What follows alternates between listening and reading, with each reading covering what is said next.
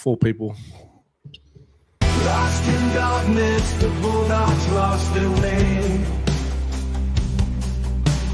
Losing everything and forgot how to play. Along came the kid with long blonde hair. His name is Jeff Preston, do not despair. Doggies fans, are you ready? Ready? Yes, we are ready. Here we go, here we go, here we go. WrestleMania, mania. WrestleMania,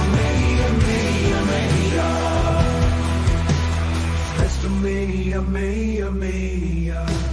Memories of Barrett's boys hurt us as we hang our heads in shame.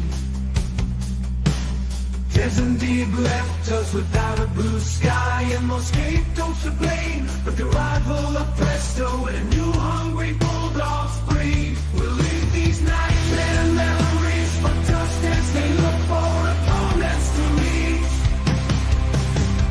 Doggies fans, are you ready? We're ready, yes we are ready. Here we go, here we go, here we go.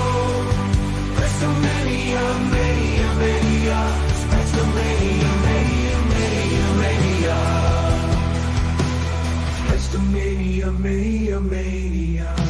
He came in 2023. He won all the awards and embarrassed some frauds or free. Tackling until his last breath, running harder than much bigger men. WrestleMania has led the way. WrestleMania is here to stay. WrestleMania, mania. WrestleMania, mania. WrestleMania, mania.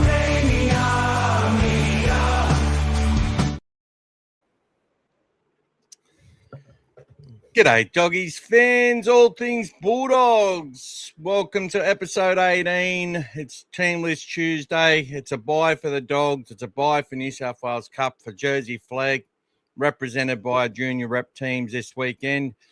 And we've got our legend called Gas 23. He's got a beautiful hat on.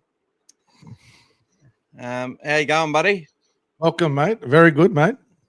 Welcome, everyone. Tuesday night. Countdown to the Dogs starts again, guys. We're, a week and a few days away from going to round 3, and looks like we'll be moving up the ladder this week as well. So there's a few teams playing each other that have had 2 wins, a win each. So, which means one of them will lose. So we'll move up from 8th spot by the time this weekend's over. So looking forward to that. It's a countdown to Canberra. Look, part of me feels like I keep thinking I've got to get revenge against Canberra, but we've won the last 2 games. I said that on my walk today. But look, guys, welcome to everyone who's come on so far. We've got Scary79. Welcome to you, champion. Ryan or Greg and Lucas, welcome to you. And it's a special night tonight. We are raising funds for Soldier On's March On for veterans' mental health. So any super chats we raise tonight, guys. So if you're going to give super chats, we really appreciate it more than ever tonight. Half that money will go towards, will go in a total donation from All Things Bulldogs and Dogfather Media, blah, blah, blah. What will happen is we'll donate that. I'll do that straight away, and then it'll come in later on and whatever else. But anyone who does that as well, that money also contributes to the Vegas jersey, if that's the jersey you want. So it's a total value of $150. So once you get your $10 worth, you've already got a ticket. Thank you, Ryan. He's already put $10 in. That's got him another ticket as well.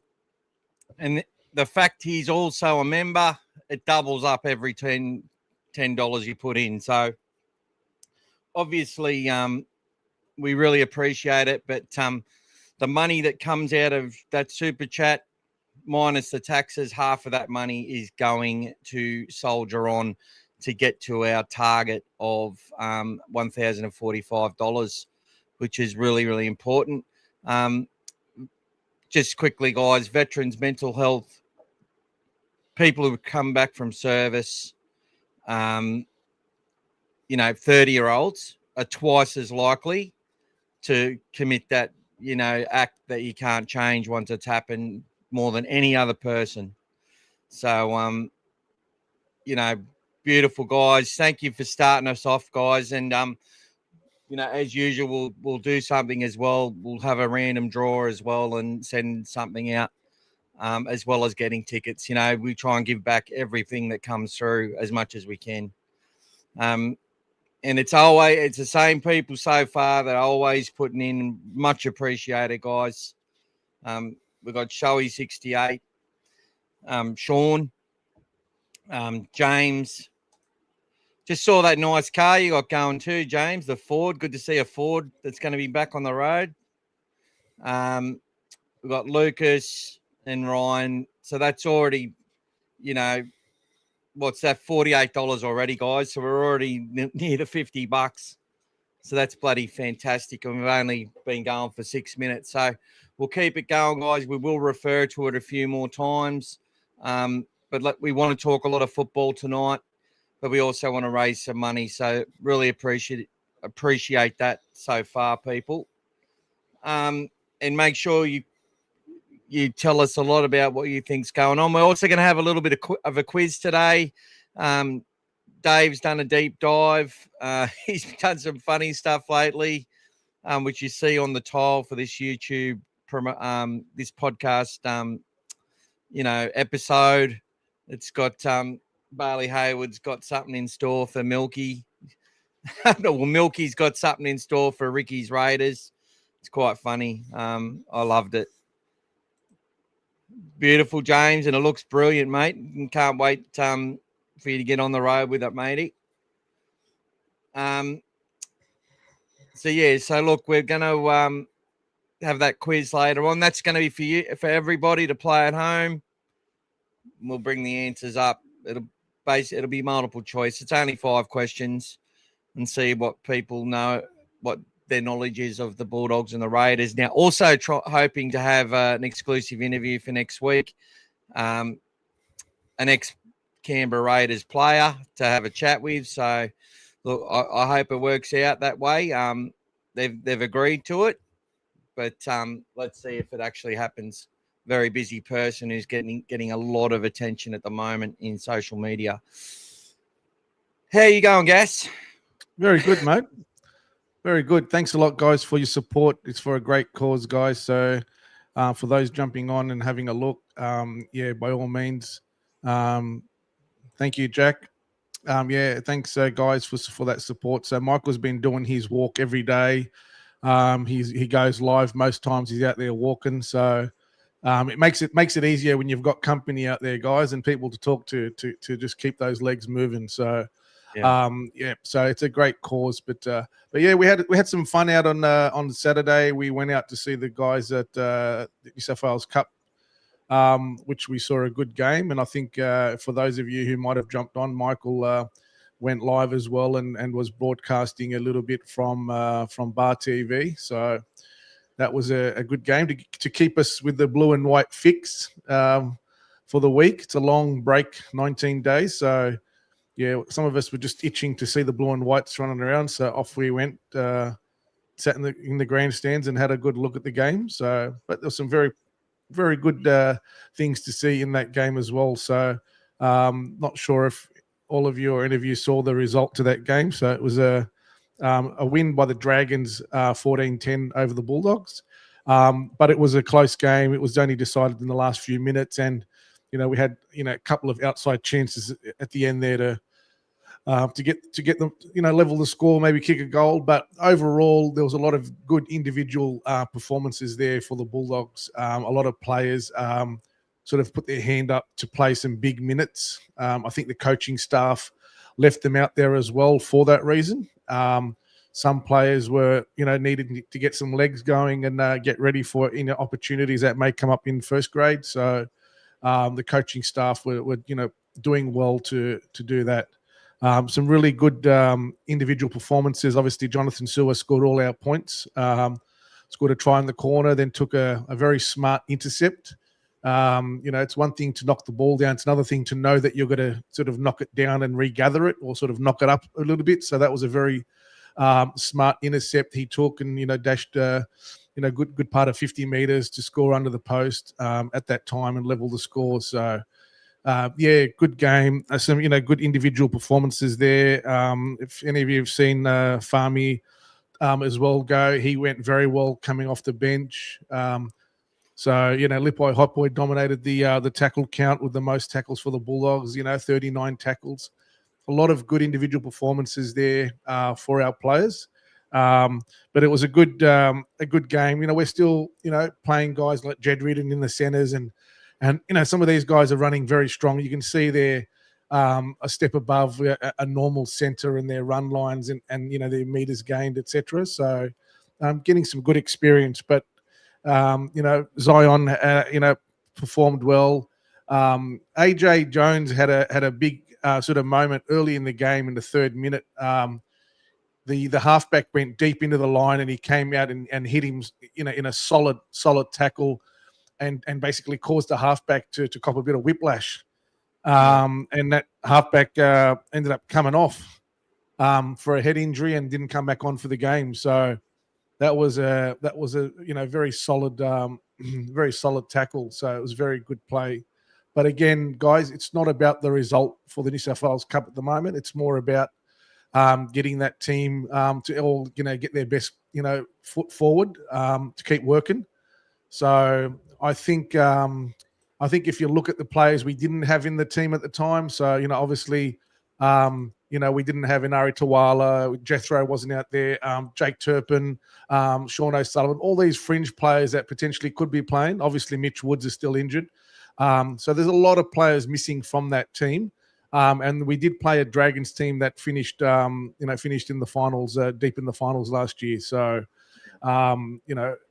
they did have some experienced players there, but our guys did very well. So, don't worry about the result of the game. Focus on the process and what the coaching staff would have been doing to get out of that game. But still exactly, well supported. Yeah. I'm going to show the stats now because I really wanted to do a deep dive into this one. So I'm going to bring up some statistics for us. Look, when you watch a New South Wales Cup, it's round 1. You've got to understand what's actually going on there. You summarise that well, Gas. The team had been preparing while everyone was in Vegas, so they wanted to give those guys the run as much as they could. Obviously, the first 22 players, I think, from the Vegas squad didn't play, but the other 4 players did. So that would have been Tay, Jonathan, Cooper Toy, and Lipoi. Okay, so they are the only 4 that. Oh, and AJ, sorry. So he played as well.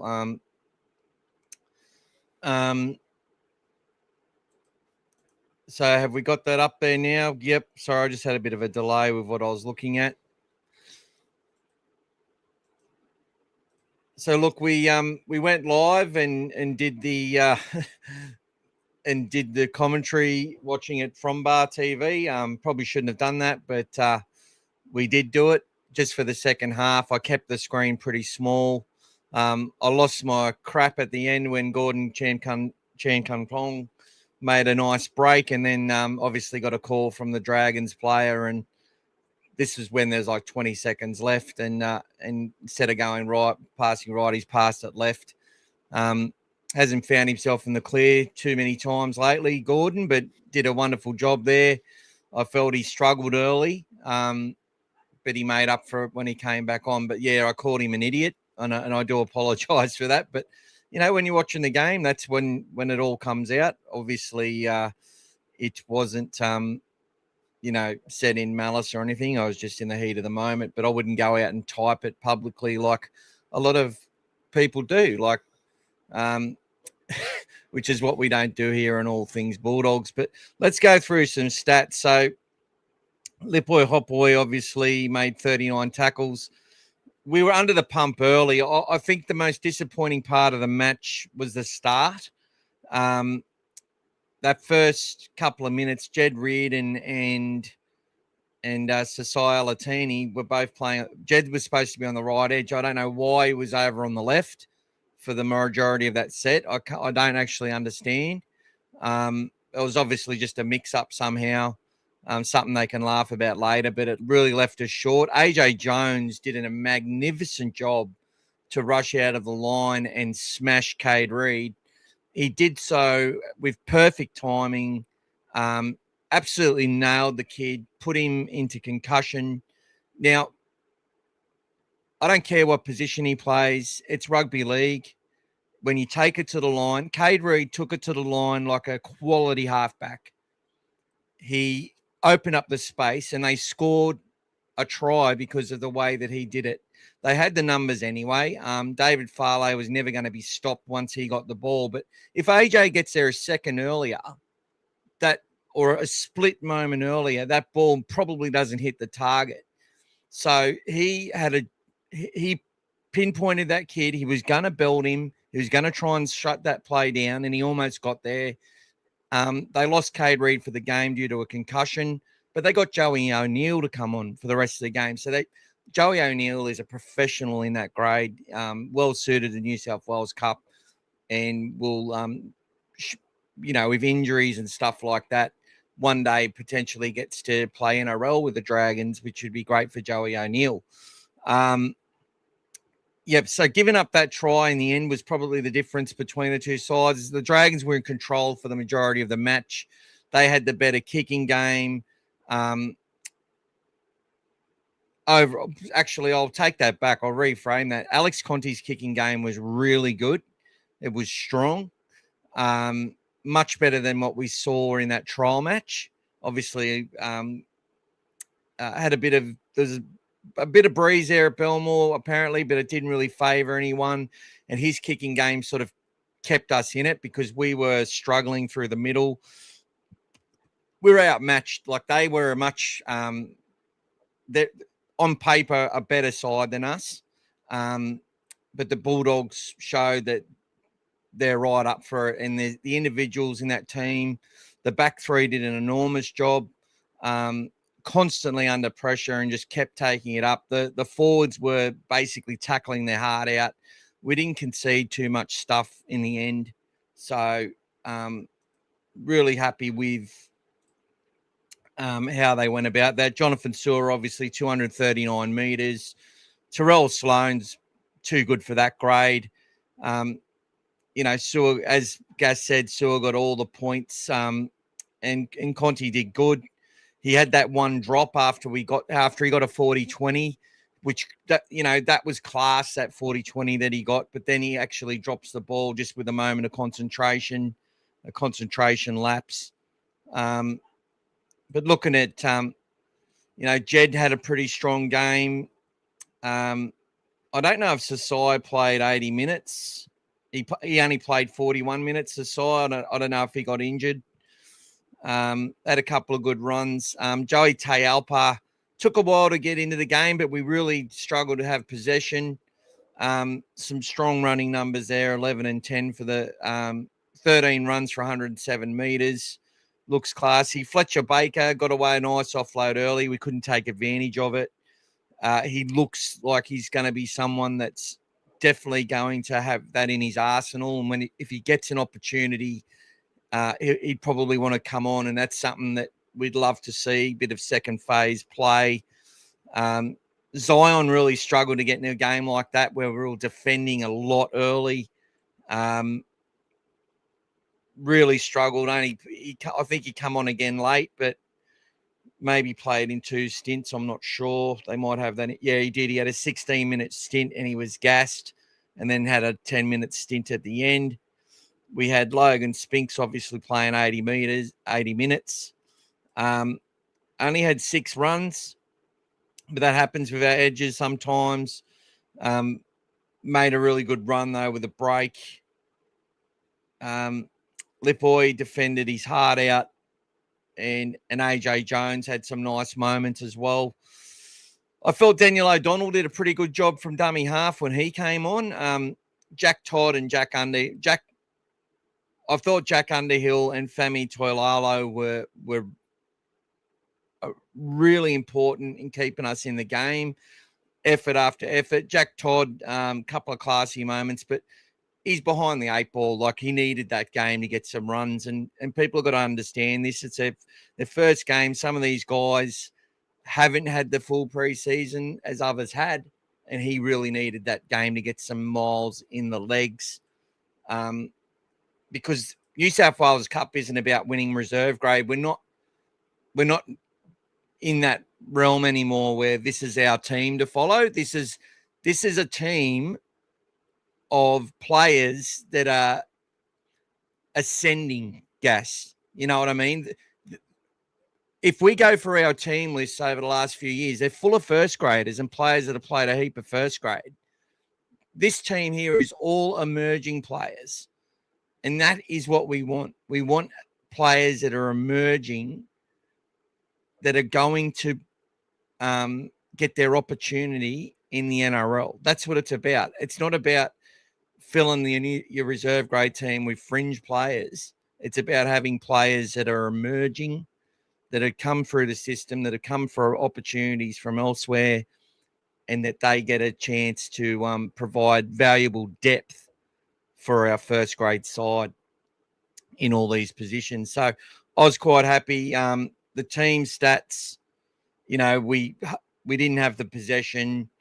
Our completion rate was horrible. That was probably the worst thing. The amount of times we dropped the ball, both teams did. I think it was pretty hot out there, wasn't it, Gas? Very, very warm on the field, guys. Yes. Yeah. It was very muggy, very, very warm out there. So you could tell the guys, big guys like Zion really struggled early on. You could see them gassed. Even Jack Underhill, for example, who kept trying his heart out. Every time he'd play the ball, he'd be on his haunches. He'd take forever to get up and play the ball. They were all really sort of exhausted with their efforts out there. So it was sort of a tougher game than usual. And, it's still we're having a later summer still here, even though it's in March. But, the guys were feeling it out there. But so, excuse me, some of them were also, like Michael said, having their first sort of solid run. Jack Todd's been, doing the, recovery training with the, sort of the recovery team.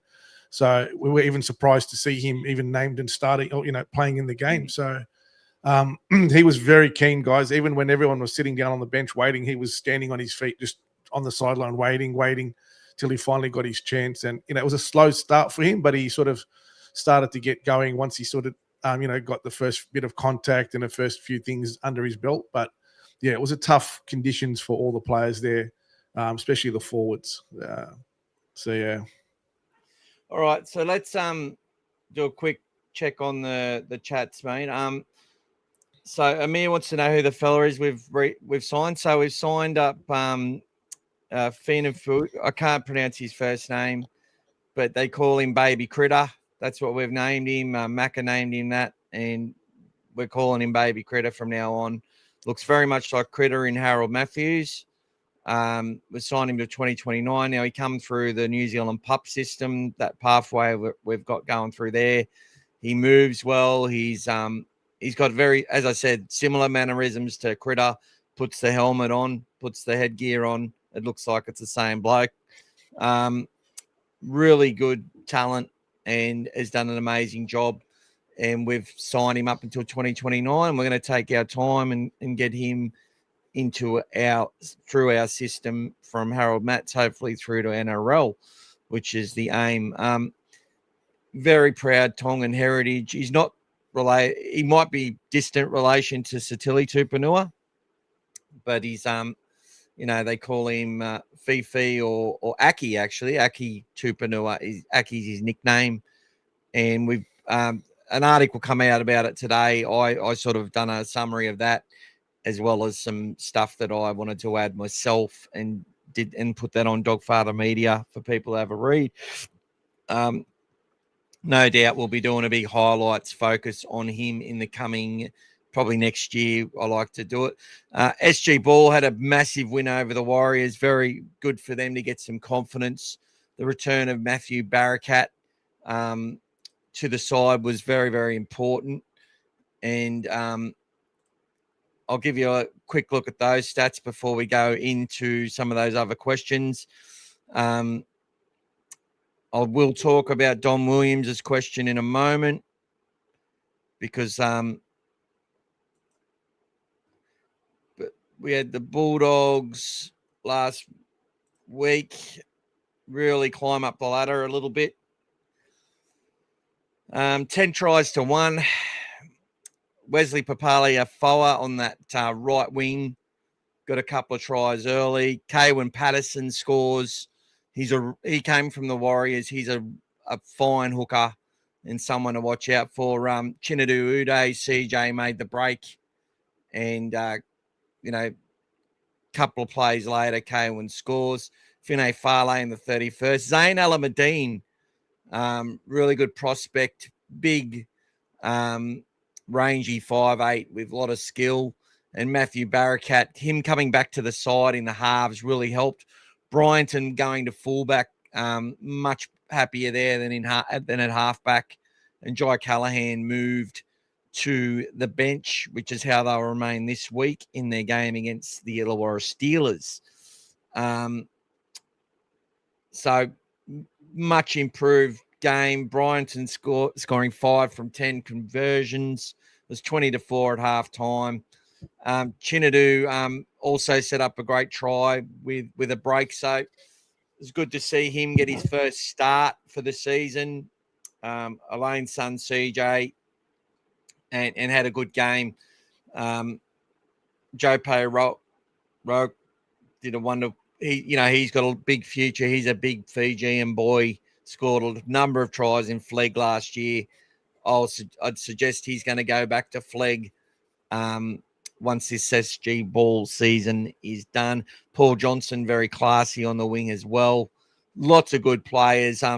Mace Andrew, named after Willie Mason, and a whole bunch of others. So it's good to see him get back on the board against a Warriors team that's had a fair bit of success and a lot of players that have done well over the last couple of years. So very happy to see this, people. So I think Harry didn't mean SG Ball. I think he meant Jersey Flegg there. He wasn't happy with what he subscribed for. Yeah, Jersey Flegg were very poor. The combinations just did not click in that first round match. They struggled. They've got a lot of talent in that side. I underestimated the Dragons, but I think if they'll be able to play that team again in 5 or 6 weeks, and I think that'll be a different result. I think they will get once SG Ball and everything's over. I think we'll see a much better team for that Jersey Flegg. Raymond Peru at fullback obviously can't do much in a team that's not winning the battle. Too many errors. Not even going to go through it. It wasn't a nice game to watch. But look, they were down 16-0 18-0 at halftime, and they sort of grinded it. There wasn't much room. Nothing much was happening. With their attack, it was a bit disjointed, to say the least. And look at that. It sort of stayed that way, and then they conceded a couple of tries in the last 10 minutes after sort of not getting themselves back into that game. So, look, it is what it is. It's round 1. We'll see how they go. They've got a lot of talent in that team. They should be a semi-final side. Harold Matthews, I believe, will make the finals easily and do well. SG Ball still got a lot of work to do, but great that they got some confidence last week, and hopefully they can get a win against Illawarra. Don Williams, I saw that Gus replied to a question asking if there would be any more upcoming open sessions. He said that they wouldn't, as some fans overstep boundaries. Any ideas what overstepping was, Gas? Well, Gas, you've been asked the question, mate. Look, we spoke about this during the week. Obviously, we saw that. If you look at the open training session that they had before they went to Vegas, when they had that session, they specifically said that it wasn't going to be a signing day. It was just going to be there. Everyone come down to see the players, but not wasn't going to be a signing day. It eventually turned into a massive signing day. It was almost like an open day for everyone just to get, and all the players hung around, and the players ended up starting to give their training shirts away and all that. You can see some of them were leaving just in their sort of sports singlets, etc. So I'm not sure. Sort of Gus didn't really elaborate on that exactly. But even for what we did on the day, we were going live. I was standing at times on the field next to the staff, the coaching staff. Nobody was saying anything. If there was any issue with anything that we had done, all the guys there know me. I know them very well. They would have reached out and said, "Hey, you can't be doing that." No one's reached out. No one's asked anything. So I don't think from our perspective we did anything wrong. I just think it went a little bit too far with all the players and the signatures and people screaming at them and everything. It sort of took away a little bit from the players trying to do their training session.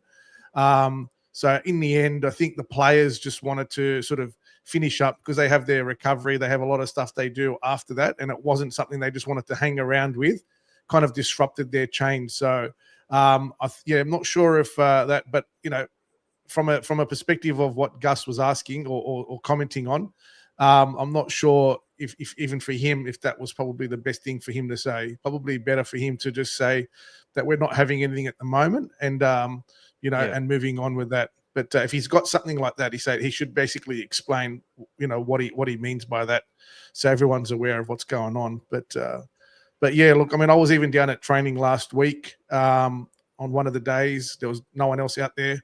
And I managed to catch up with Leo Thompson and just had a chat with him, and then off we went. So there was no, the phone didn't even come out for the whole session for anything. So it was basically just there to observe, see the boys train, catch up with Leo. He gave us an update on how he was going.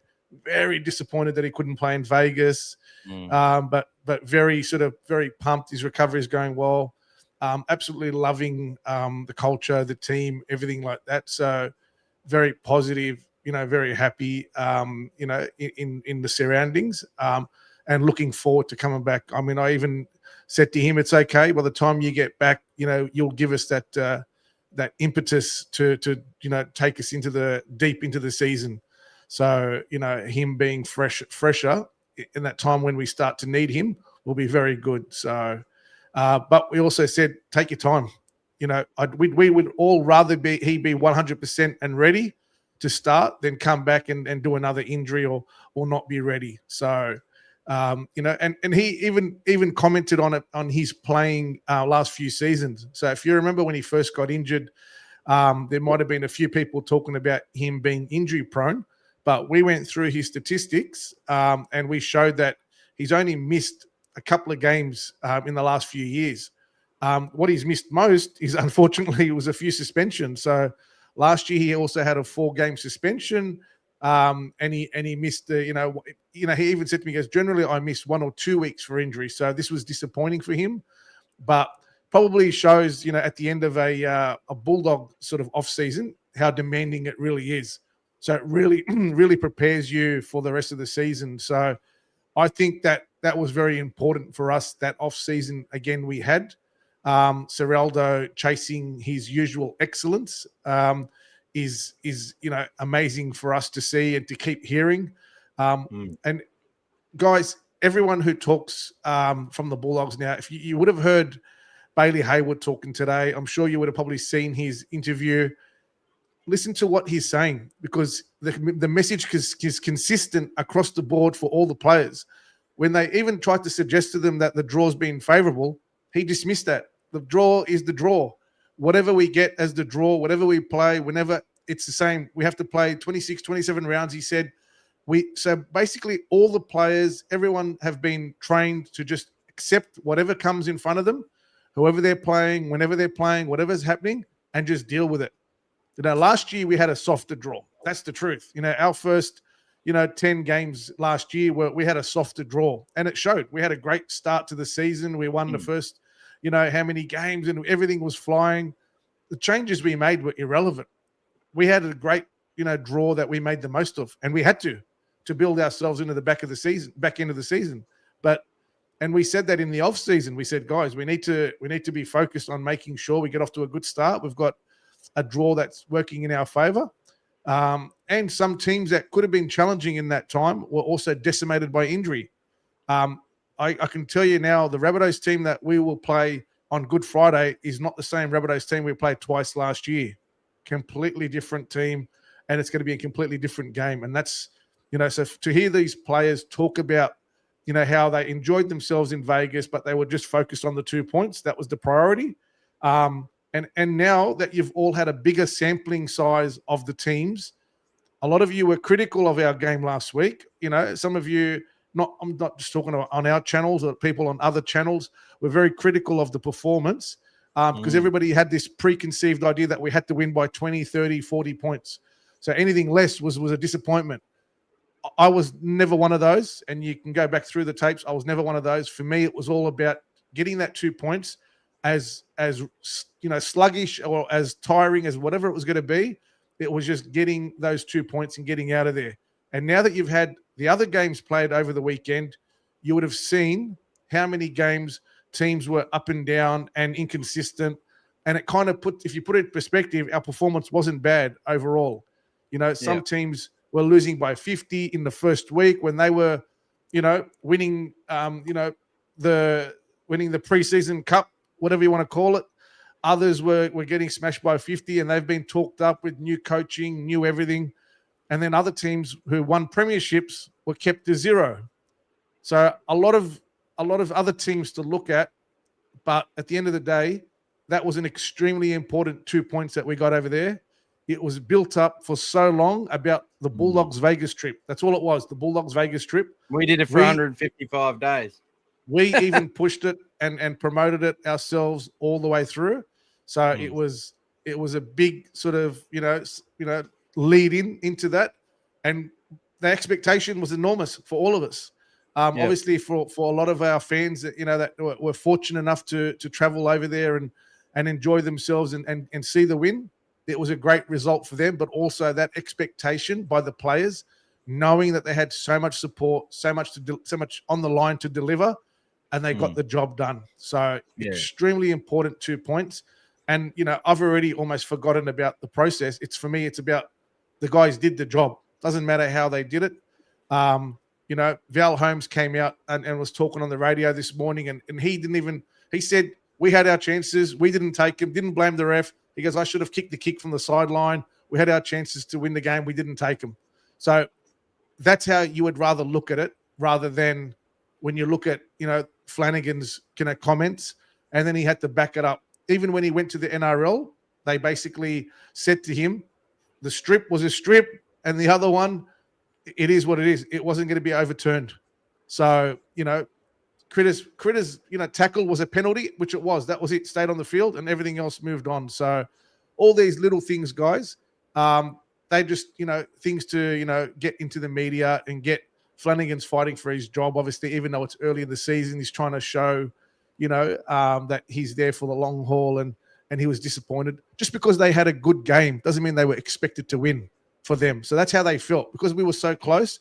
It's disappointing we didn't win, but we got the job done. So that's the way. So So thanks guys. Yeah, you went a bit off. It's all right, mate. Went a bit off track there, guys. It's all right, mate. It's not like I don't do that. You've been learning off me, mate.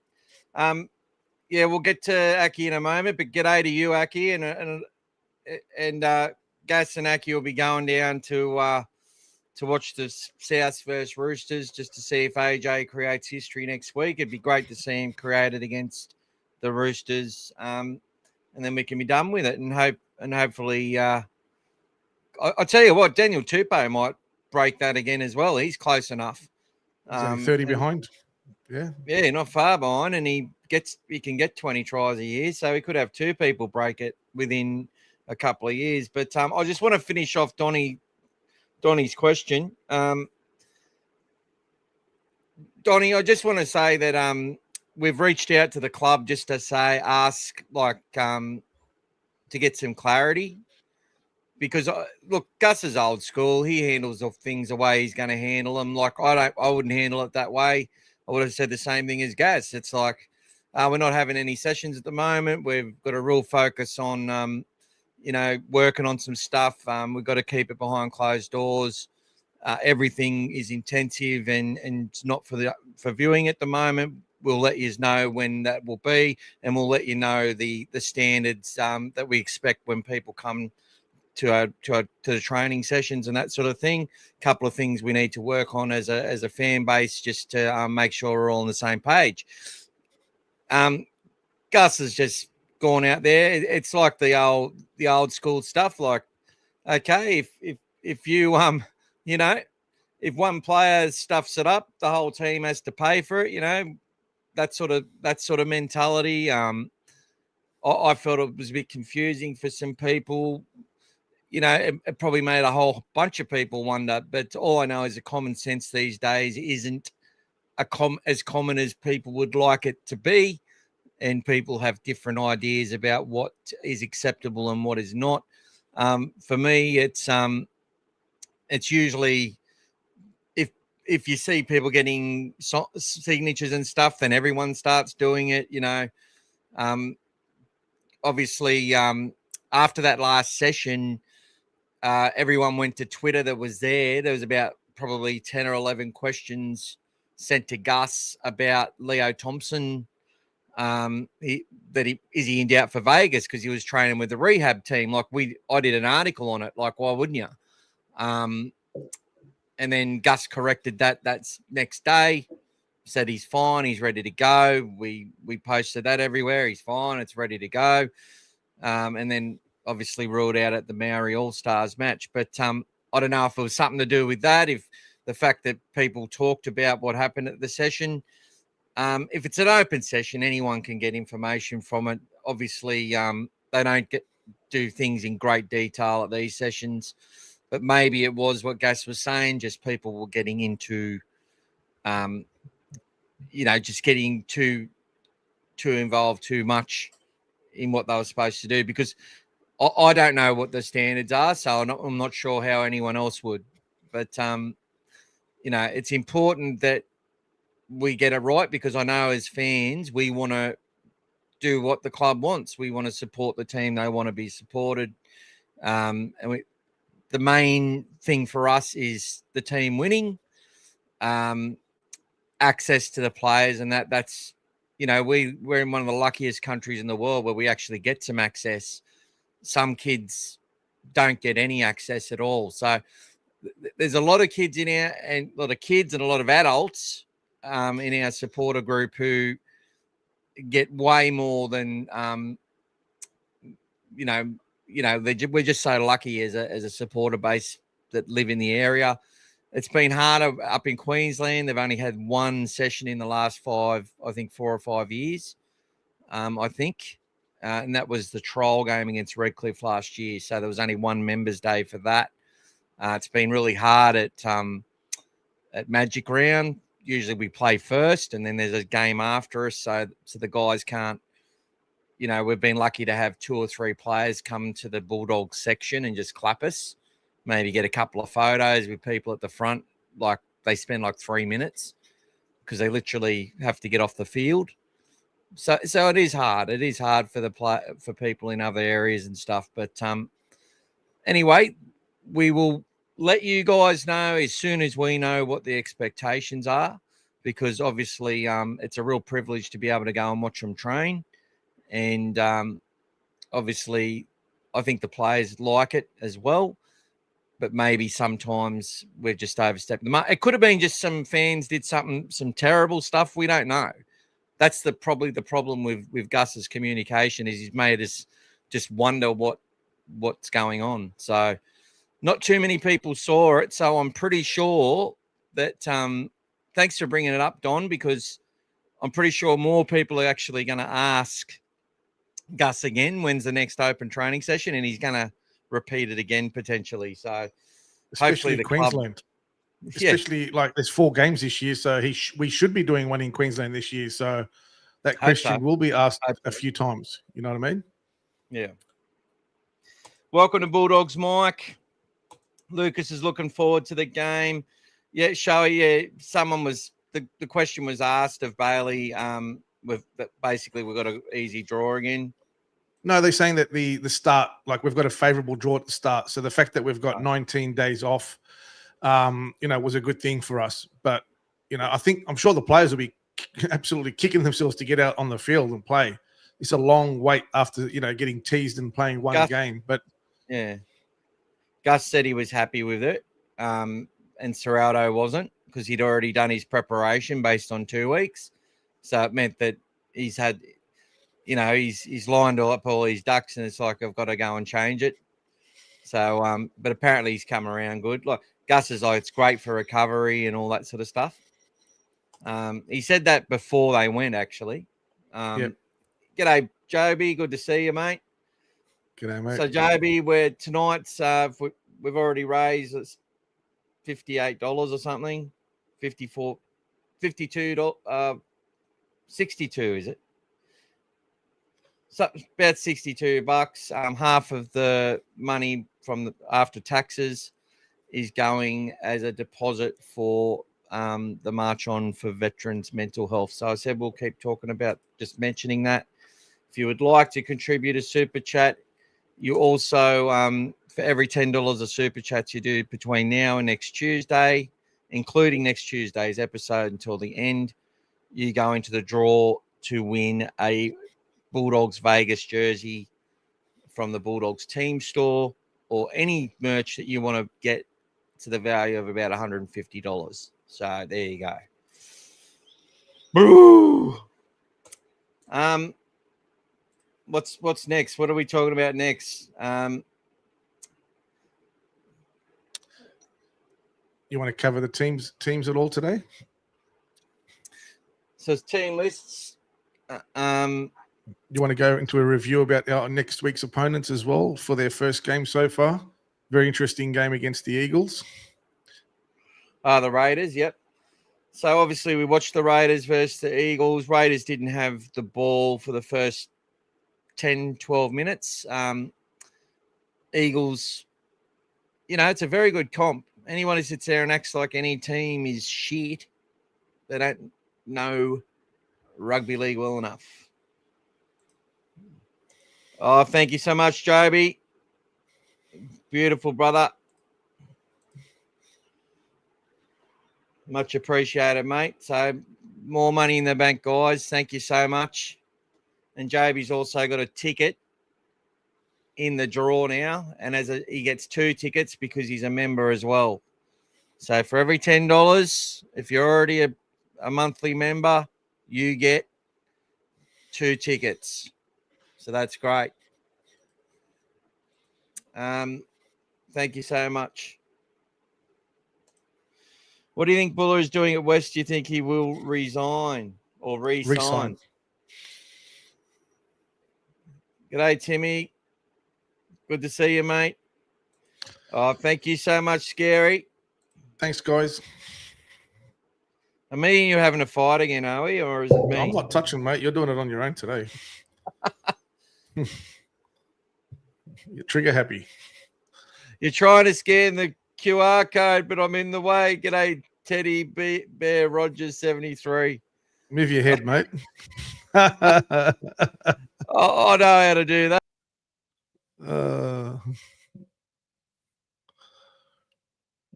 Scan away, guys. Scan the code. Scan the QR code up right just here. See, just there somewhere. Scan that code.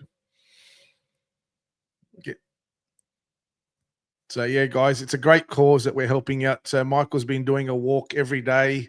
He's doing a couple of K every day. He's doing it for the whole month. So make sure you jump on, guys, and you support him. So he's basically donating today, half the money, which is all you get back from the donations.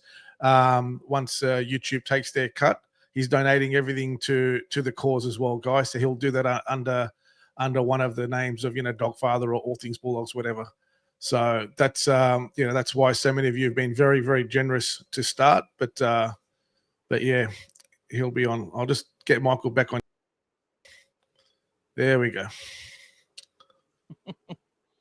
I'm trying to get away from the barcode.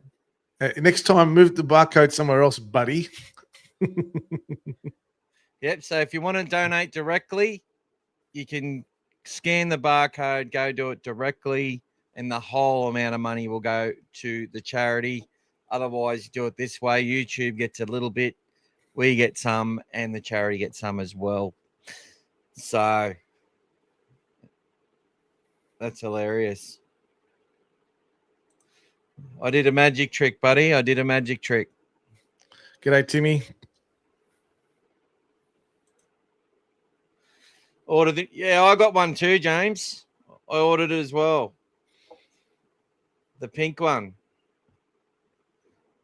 Gas wants one of them, don't you? Yeah. If anybody wants to donate an extra large, by all means, I'll take it. All right, we'll see how we go, guys. We'll see how we go, mate. I'll wear it for you guys proudly, guys. Well, apparently, it's tax deductible on you if I wear it on the podcast. So there you go. All tax deductible. This is all tax deductible. See all these jerseys? Tax deductible, fellas. What's this hat you got on, mate? Timmy's asking about your hat. Mick has pulled an All Things Bulldogs out of the hat. Hey. I feel like I want to put a Bulldogs hat on. But anyway. Intermission, mate, during your halftime break. It's me Dogfather Media hat. Let's see what the guys are saying here, guys.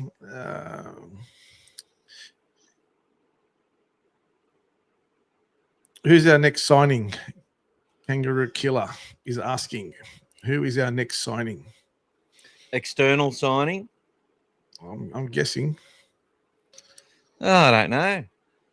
I don't think we really need anyone at the moment. I think Buller's still in play.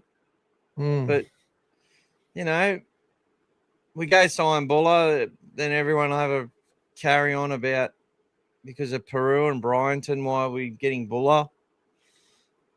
I don't think we're getting Buller. There's been talk of Ponga. I think the Bulldogs will, you know, they're just going to keep trying to get these juniors ready and have enough talent in their top 30 to keep winning games, keep competing, keep getting better. No, look, I watched the defense in those games on the weekend and I go, there's a few issues for a couple of teams defensively, but I'm not going to write off a lot of these sides. I think South Sydney and the Dolphins are both going to make the top 8. I have no doubt about that. How far they go will be determined by their defense. But what I will say is that if they keep those forwards on the paddock, both sides, they're going to be extremely hard to beat. That Dolphin side is absolutely stacked. Now that they get, and Flegler's looking all right to me, and Gilbert's a bit, they're nowhere near ready yet, those two. You get Daniel Saifidi back into that pack, and all of a sudden, Jake Averillo doesn't have to sit there in no man's land, and, you know, and Asako doesn't miss stupid tackles like he did on the weekend. I found that whilst the Rabbits were dangerous both sides of the field and they're only going to get better, they scored some arsey tries too that they're not getting every week. They're not getting them against us. But they will create moments against us, don't you worry. And they'll be able to score tries against us if we don't play well. We'll have to play at our best to beat them. In my opinion, they're that good at the moment. That's how they're going to go well, the Rabbit. Doesn't even mean they beat the Roosters this week. Don't write off the Roosters either. The Warriors scored probably 4 of the arsiest tries I've ever seen them score in my life. But their halfback played really well in Tanner Boyd. Someone that the Bulldogs have put a target on in recent seasons. They played a good game, Warriors, no doubt about it. But and the Roosters typically, as me and Joby were having a chat, just think they can drop the ball and win games. It's not going to happen. But yeah, I think there's so much depth in this competition. The Dogs are going to have to earn every cent of it. I'm hoping that our defensive system is even better this year. It looks good to start the season. I think that our attack, it looks to me a little bit crisper in certain things that we can do. And I'm hoping that come the middle of the season, we're starting to really hum in that area. Yeah, I watched Harry's video. He went and did a nice TikTok on Galvin. And it's sort of a case of showed a couple of his errors, his choices on against the Dragons. And I'm like, yep, he didn't execute. But that's fine. He's 20. If we watch all those kids, Katoa didn't execute everything well for the Dolphins. He did. Look, Katoa is at another level than Galvin as a halfback. Don't get me wrong. But Galvin is getting there, and he did a lot of things right as well. If he continues not to execute those plays, or the time where he went to Preston on the third occasion, and Presto knocked the ball on, he didn't even look to go behind, and we would have had an overlap. I don't think we score because just with the field dimension and stuff. But the fact he premeditated, that was something that will need to be talked about, or he will work on. Obviously, if he does that and continues to do things like that, then he will come under scrutiny from a lot of people. But it's also got to be weighed up with all the good stuff that he's doing. And I felt that he did a lot of good stuff. I just think people get it in their minds that the guy's not a 7 or he's not a whatever. I don't care if he's a better 6 than a 7, because that's probably a better way to say it. The guy's a better 6 than a 7. That right now there's just not another option that's better. And Sean O'Sullivan's not a better option at the moment. If he becomes a better option and it all clicks for Sean, that'd be wonderful. And if that makes us better, I'm all for it. But I'm going to trust Serraldo and O'Brien and JT and all these players, coaches and ex-players, all of them. I'm going to trust them to make the right call on that. Okay? Because Serraldo knows O'Sullivan, and you can see it. Sean O'Sullivan is a great team, a great clubman. We're going to get so much value out of this guy. But to win a game by 1 point and then everyone, Galvin was good for a half a game and then went missing. He didn't go missing. Had nearly 100 touches with the ball. That's not going missing. And Birdo played a normal type of, nearly 60 touches with the ball. Hayward had 135. And we only scored 15 points, I know. But it was that type of game. A lot of pressure. And we get to go to Canberra on a Thursday night in a warmer sort of time of year, which is should be nice conditions in Canberra, hopefully. Hopefully it's not pouring down rain or anything like that. And I'm really looking forward to how we match up against them, because they still have, when they get tired in the middle of the ruck, and it's a good time to play them because obviously they're not as fit as they're going to be later on in the year. We can tire these guys out a bit in the middle. Their edges, especially their right edge defense. We got them on the left there at left edge defense last year. But we can get them on the right this year. Right? So, yeah. I think we can get them both sides if we can hold on through the middle and do our job through the middle. hold possession, kick deep, keep them under pressure. Don't allow KO Weeks to get, plenty of space to run the footy and stuff like that. And Xavier Savage and Tamale. Look, their back three is insane. Dynamite. It's dynamite. But if we control the game and do what we've got to do, I don't think we're going to see what happened to Manly happen to us in the same way. I really don't. Even though the game is still 8 days, 9 days out, the prediction at the moment is for rain for that game from now. So obviously that could change, but at the moment it's supposed to rain from 6 p.m.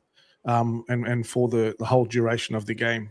So, they had the advantage of playing in the rain against Manly that game. So they've got their rain legs on. But yeah. So you want to tell us a bit more about that game? Yeah, mate. So look, Manly started on fire. Tommy Trebojevic looks like he's got a bit of speed back, and the confidence back. Took the line on, scores a try. Jake was obviously funny with his new headgear, working hard. He typically does some good passes and stuff. Only one who chased the field goal late that Sanders got. Sanders played a really solid game for, Canberra fans will be very happy with his performance. He did well last year in the couple of games he played, or one or two games he played. I felt that obviously, they tried to talk about it was the 6 agains that made the momentum happen, and the fact that we had an average of 8 6 agains this in round one. Last year it was 5.75. I'm like, well, you're going to have more 6 agains if you're able to give more 6 agains. If you got more distance on the field or more area on the field where you can give 6 agains, you're going to give more 6 agains. Now, it works for narratives. I don't like the fucking rule. Don't get me wrong. But this narrative that we sit there and go, oh, it's the reason there was momentum swings. Tell me, for how many fucking minutes did the Broncos lead any team throughout the final series? Tell me how long they held the lead for. 50 minutes. Not even that. Over the 3 games? Over the 3 games. Yeah. They came from behind. They won in the final minute against the Panthers. I think they didn't lead the Raiders till they won it in Golden Point, I'm pretty sure. And against the Storm, I think, when did they hit the front in that game? With about there was a bit to go. Yeah, a bit to go. Yeah. So yeah. So not long. And so we're talking about momentum swings. They were down by 14 points against the Panthers. Like, who beats the Bulldogs? Were down 20-0 against the Raiders. So the momentum swings aren't dependent on the fact they've changed the 6 again rule. That can help, obviously, but as I said, teams like Melbourne deliberately give away 6 agains to set their line so they can control the ruck and ensure their edges make good decisions. Yeah, I'll tell you, it was a big standout for the Raiders. Sorry to getting back to that.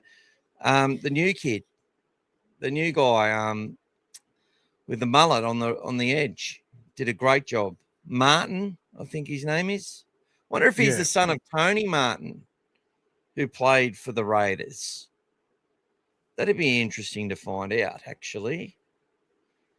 And now the Raiders have to go to the Warriors, don't they? You're talking about Noah Martin? New Zealand? You're talking about Noah Martin, the one with the current hairstyle? Yeah, let's get that up.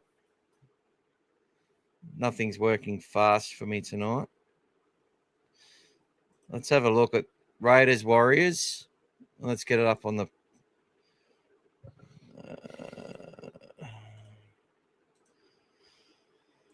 Let's get the team list up for that game.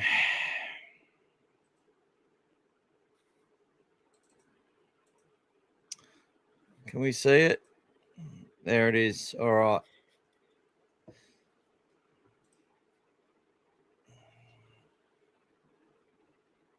Noah Martin. So you got Corey Horsburgh at lock, Aaron Clark, Jacob Laban, Kirk Capewell, Jackson Ford, Wade Egan, James Fisher-Harris, and an interchange of Sam Healy, really good young hooker who scored a try against the Bulldogs last year. Vamuga looks like a beast. Lika Halasimo, we know all about him. Tanasiao Smith is a real good up-and-comer. Tane Tuapiki and Morgan Gannon, know much about Morgan. Joe Roddy, Dane Laurie, we know about him. Tomoko on the interchange with Adam Mariotta has been developing in that system for a long time. Zach Hosking, very good player, son of the Mule from Manly. And Jaden Brayley, who's spent most of his career on the sideline since leaving the Sharks. No talk about the Raiders signing Jaden Brayley and letting a player like Fogarty go. But anyway. And we'll look at that. James Graham really stuck up for Galvin and the club and called out the hypocrisy. And, he's sitting there, Dobbo on Triple M, he's sitting there saying, we've got to give DC a break. Like, any smart, I agree, you should give him a few weeks. And then, but James Graham, why would we? He's an international. Why would we give him he's played for how many seasons? Why does he get a break? No one was giving Galvin a break. You just weren't giving Galvin a break. Well, that was his biggest argument about Galvin. He just jumped on him. He didn't even let him finish his comment. He goes, no. He goes, last year. And he goes, but DC is an international. He goes, how many grand finals has Galvin won? Doesn't matter. A precedent's been set. A precedent has been set. But last year you jumped all over Galvin. That's it. But it doesn't matter anymore. Why would you have a crack at a kid that hasn't won a grand final, but give someone who has won a grand final an easy time? That doesn't make sense either, really. So Dobbo's an idiot. I can't stand him. So, and I just had a quick look at the final series last year. I think I'm right. It's close to 50 minutes. They did lead early. They led early against Canberra. And then they scored in the 57th minute in the grand final. So they had other moments in the games where they were leading. And they led with 5 minutes to go. So it's close to 50 minutes, I think, without just doing a quick sum. So, but it doesn't feel that way. It doesn't feel that way. The whole point is that there's momentum swings. That's the whole point. Correct. The whole point is that there's been momentum swings all through. The Bulldogs led the Broncos 14 or 16-0. 18-0. 18-0, and we lost. Correct. Momentum swings are everywhere in rugby league due to the way that referees manage the game. And I tell you what, it's worse in the juniors at the moment because the referees there, in Harold Matts and SG Ball and Jersey Flegg, etc., like they call the penalty, any hit of it, they just blow the whistle. There's no empathy, where I've always known in first grade when they say let the game flow, what they actually mean is let the players slightly breach each other and don't give penalties away that are penalties. That's what let the game flow actually fucking means. Don't call a penalty even though it is a penalty. Let it go. Don't pull everything up. Whereas the youngsters are sort of pulling everything up all the time. It was actually good to see someone give a penalty. So I think he gave Manly a penalty to tie the game up with the Raiders at the end there to go into Golden Point, where Fogarty kicked the 2 points. That was actually good to see that. someone actually give a penalty when the game's nearly done, and not just put the whistle away because it's that time of the game. So yeah, and that's another thing with the Bulldogs Dragons game. Like their blockers, they had blockers everywhere trying to stop us from stopping their field goals, but they weren't pulled up, So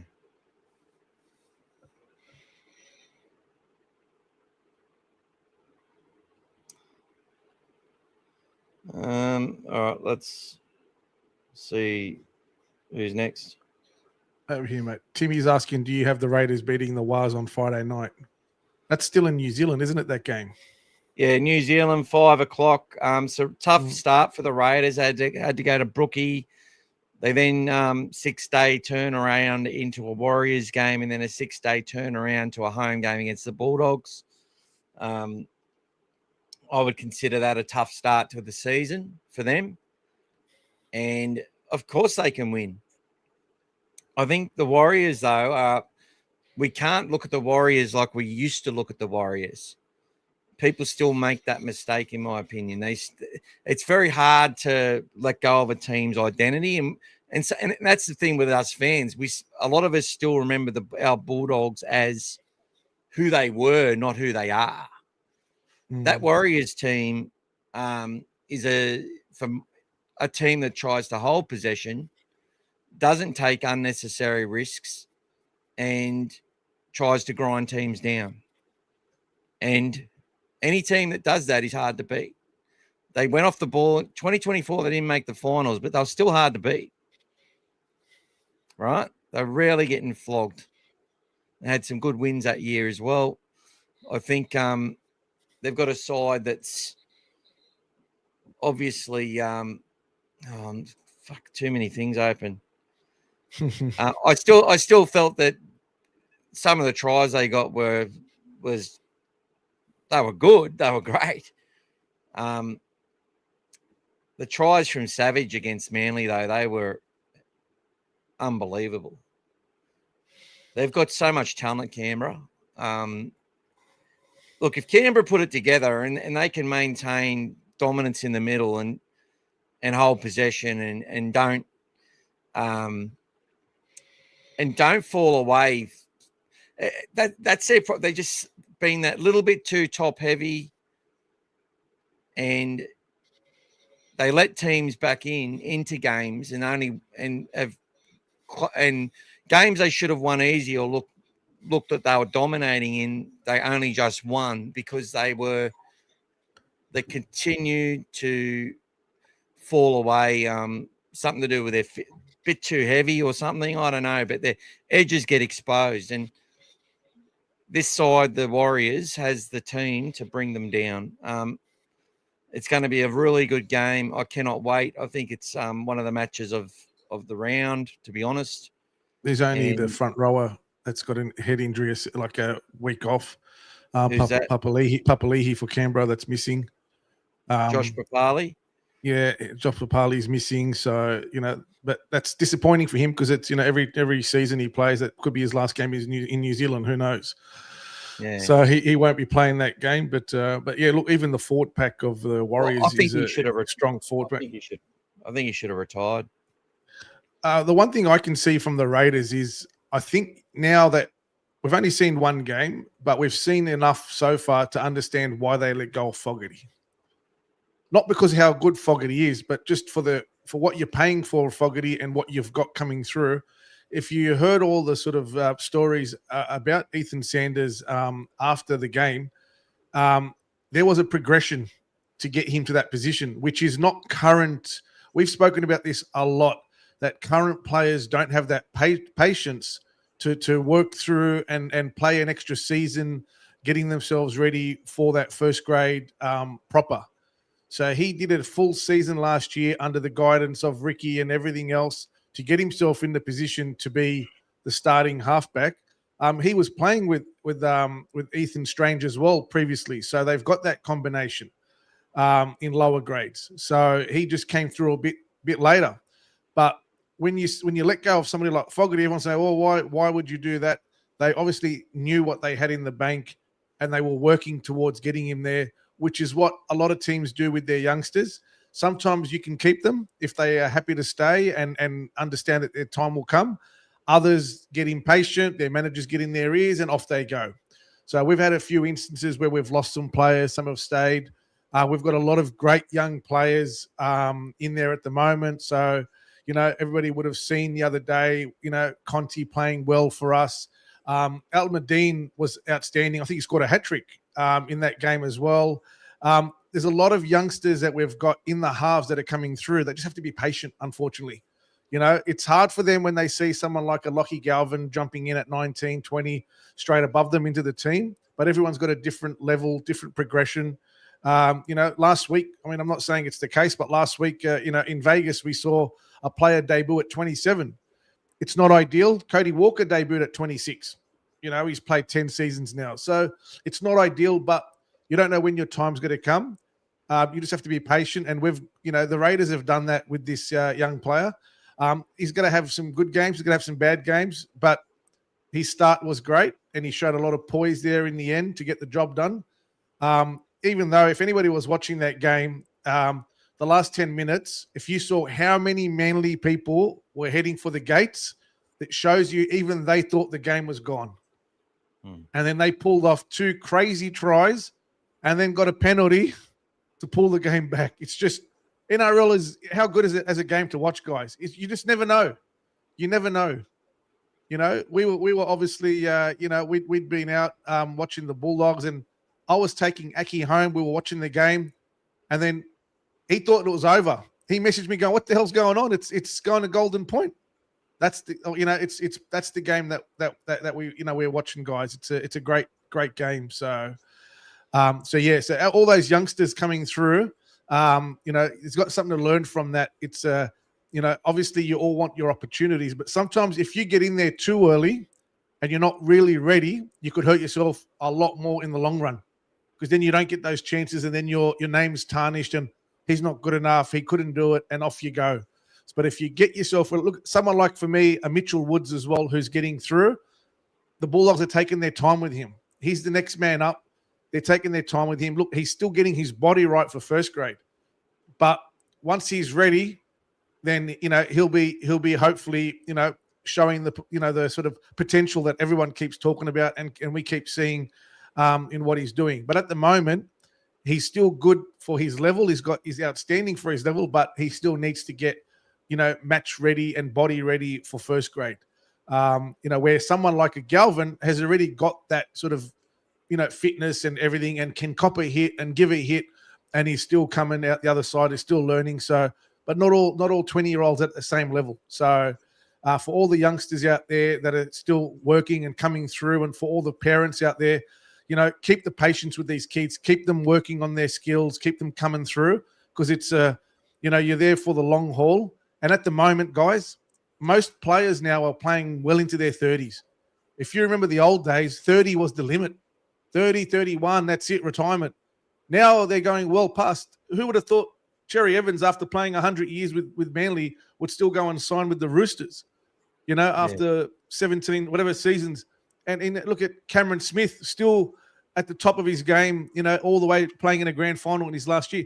It's changed training, performance, everything that they do now, it's changed. So 35 now is the new 30, which is why a lot of players are still signing contracts. So you just have to stay patient, guys, and just keep working. And you got to work really hard, because the competition is fierce. It's absolutely fierce out there. So keep pushing, keep trying, keep getting yourselves ready. But for all the youngsters out there, and for anyone who knows all these youngsters and sees them, just tell them, work their ass off.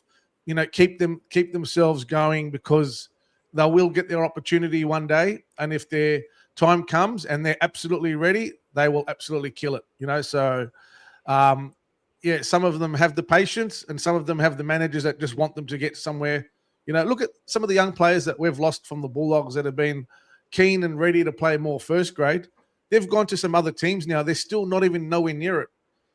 Skelton's nowhere near the first grade. He's still on the outer. Wilson's not there's a lot of players, guys, that will leave and go, and they're not going to get their opportunities all the time. You know what I mean? So they'll be getting a sniff, but they're not going to be easily just walking into teams. So, yeah, it's just each player, has to work on his skill, and hopefully they keep that communication up with their coaching staff so they know exactly what they're working on and what they're trying to do to make sure they keep getting better and better. And always, if you're out there and you're listening, make sure that you're the last one off the field in training, guys.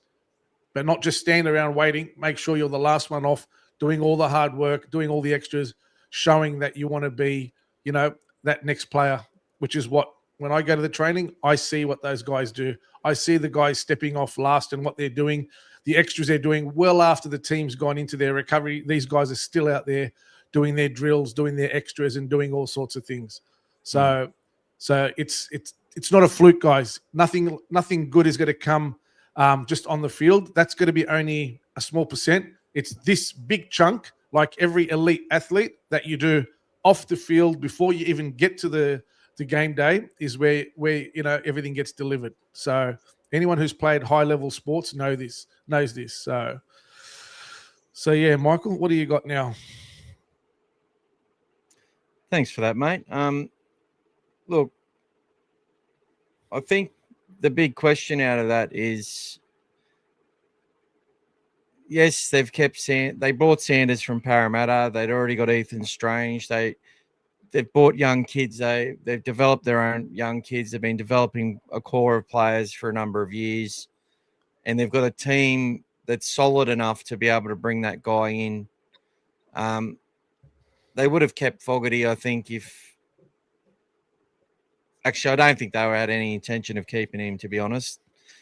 They gave him made him an offer, but I think that was more just to make sure Manly paid a bit more.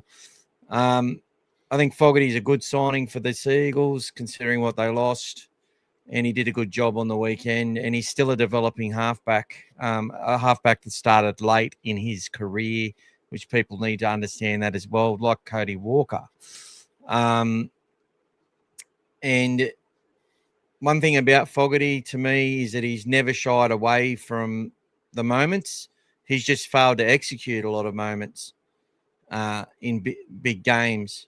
And the fact he's still there and still trying, good on to him. And I think Fogarty's a type of halfback that in the right team could do a good job. Sanders is obviously, as you said, he's been learning his craft. They know what they've got. Obviously, they've got a few halves in their squad coming through their juniors that are very good. They just had to let one go. I forgot his name because it was just, obviously one too many there sort of thing, bit like the Bulldogs. But that's what I want people to understand as well, is that, we've got a kid called Galvin at the moment, whether it's Mitch Woods, whether it's, Barakat coming through, Alex Conti, Joseph Tayalpa, all these players, Alameddine. Zayn Alameddine, yeah. What's his name? Azed? Zayn Alameddine. What's his first name? Zayn. So we've got Azed and Alameddine, who's just, what do we think of the SG ball team? Azedin. Hopefully that's your brother or your son or your sister, or sorry, not your sister. He had a wonderful game and scored 3 tries, as Gas said, and I spoke earlier about how well he went in the halves role. Looks like it's his father, Michael. I can see there. Lovely to meet you. He had a wonderful game, and I watched it on Bar TV. And I've actually got the team list for this week, so you will get to go through that. So we'll do that for you right now. David Bryanton, Wesley Papaliafoa, Chinadu Uday, Jope Rolk, Paul Johnson, Zayn Alameddine, Matthew Barakat, Solomon Tupu, Kaywin Patterson, Mace Andrew, Fine Farley, Elzaya Lamat, I can't say his name, sorry, Tristan Burns, Jai Callahan, Viliami Mahe, Mikhail Papali, Talanai, and Rymondre Tuolagi Tusi. You want to scroll that up on the screen? And Dallas Teoai. Oh, is that not? I'm on the wrong one, am I? Fuck me. And you got to remember, guys, like someone like a Zayn Al Madine at the moment would be in the middle of Ramadan. So his performance the other day, he was probably fasting, which goes to show on that hot day. And I only played golf on that day and I struggled fasting. So imagine how he would be running around. Obviously, he's a lot younger than I am, but to score a hat trick and do what he had to do, probably with no water as well as food or anything. I'm hoping his early morning preparation was on point with some low GI foods to slowly burn through the day. So good stuff, guys, for all of those youngsters. Hazem El Masri, guys, if you guys saw this week, Michael, we did an amazing article on Hazem El Masri. Another guy who used to, started his career when it was still Ramadan early in that time. After we just finished school, it was still early in the season. So, yes, a great story there, asking the question about, is Hazem, the greatest of all time for the Bulldogs? There's a lot of questions there, guys, a lot of great players. So, when you look at his record, look at the way he played and look at everything he's achieved, there's an argument there. It's hard to deny. So, as much as there's some great players, but a lot of these players, you have to remember, played in some great eras with great teams around them, and they looked really good. They were winning premierships, in good teams. So, he for what he did, Hazem, he did the best he could with the team he had, and with his physical attributes and everything he had, he revolutionized the game as a winger, the way he performed, the way he played. Now it's all about the sort of majority of sort of big, strong wingers, and he made the smaller winger, look really good, and he did very well. He played at New South Wales game in Origin and won. He played for Australia, obviously played for Lebanon, but absolute, team player, one team, loyal, never put a foot wrong in the Bulldogs, even through, a lot of turmoil at the club at times. In 2004, there was, he stood out, always maintained, his faith and maintained his discipline amongst the community. So, yeah. So for all those young kids that are coming through now that don't know too much about Hazem El Masri, haven't seen him play, go and have a look, go and read the article. There's a lot of, stuff you can watch online. He should be an inspiration to all of you coming through as someone that you can, follow. So what have you got there, mate? Yeah, thanks for that shout out, mate. And get on the dogfathermedia.com.au, read the Hazem El Masri article as to why he is one of the greatest Bulldogs of all time. People want to just, we just default, like on the streets, there'll be kids who go, Terry Lamb, Mortimer were the greatest of all time, who may not have watched them play. They're definitely my two heroes. But Hazem El Masri changed the game in a couple of areas, guys. And I think the greatest players, that's what they do. They set standards that other people follow. And the fact that Hazem, Hazem was going through Ramadan and doing everything that he did with his friends and his family. And while he was a professional of the Bulldogs, he did all this stuff with no fanfare. No one talked about it at all. It was just all part of what he did. His goal kicking took what Halligan did to a whole new level, and a level now that is set as a standard for every team. Preparation, all that sort of stuff, just absolutely, repetition, hours and hours and hours, and just having a very controlled, very way of doing things that was just routine. You then have the way that he defended against outside backs. If he comes in to shut down that last man. Now, Hasn't smashed a few blokes as well, which he doesn't get credit for. He's a very good one-on-one legs defender. He doesn't get credit for. Rarely got brushed off. And he played in some pretty shit teams amongst that period. And I say that respectfully, as in history will say that team failed through that season. They didn't have a good season. That sort of stuff. Times when our team struggled, he was a standout. And people would say, one person commented, he wasn't the best player in our team. How could he, in his team, how could he have been one of the best in our history? Well, there's lots of elements to that. 317 games, never played for anyone else, never got dropped. And what he did for his community, won the Ken Stevens medal, should have played Origin. You go back and look at some of the wingers that were picked instead of him, and really, I don't think. No wonder New South Wales lose a lot of Origin series, to be honest. You know, or even when they were dominant, they lost series they should have won because they didn't pick the best player on the wing. He was one of the best wingers, and you look back at it, he would have kicked goals that they missed in Origin. He would have got them. He didn't get the opportunity, and it didn't worry Canterbury fans because we had a player there all the time who turned up for us, and that saving tackle he did on Stephen Bell in the semi-final where we won 30-0, 2003. Should have won that year as well.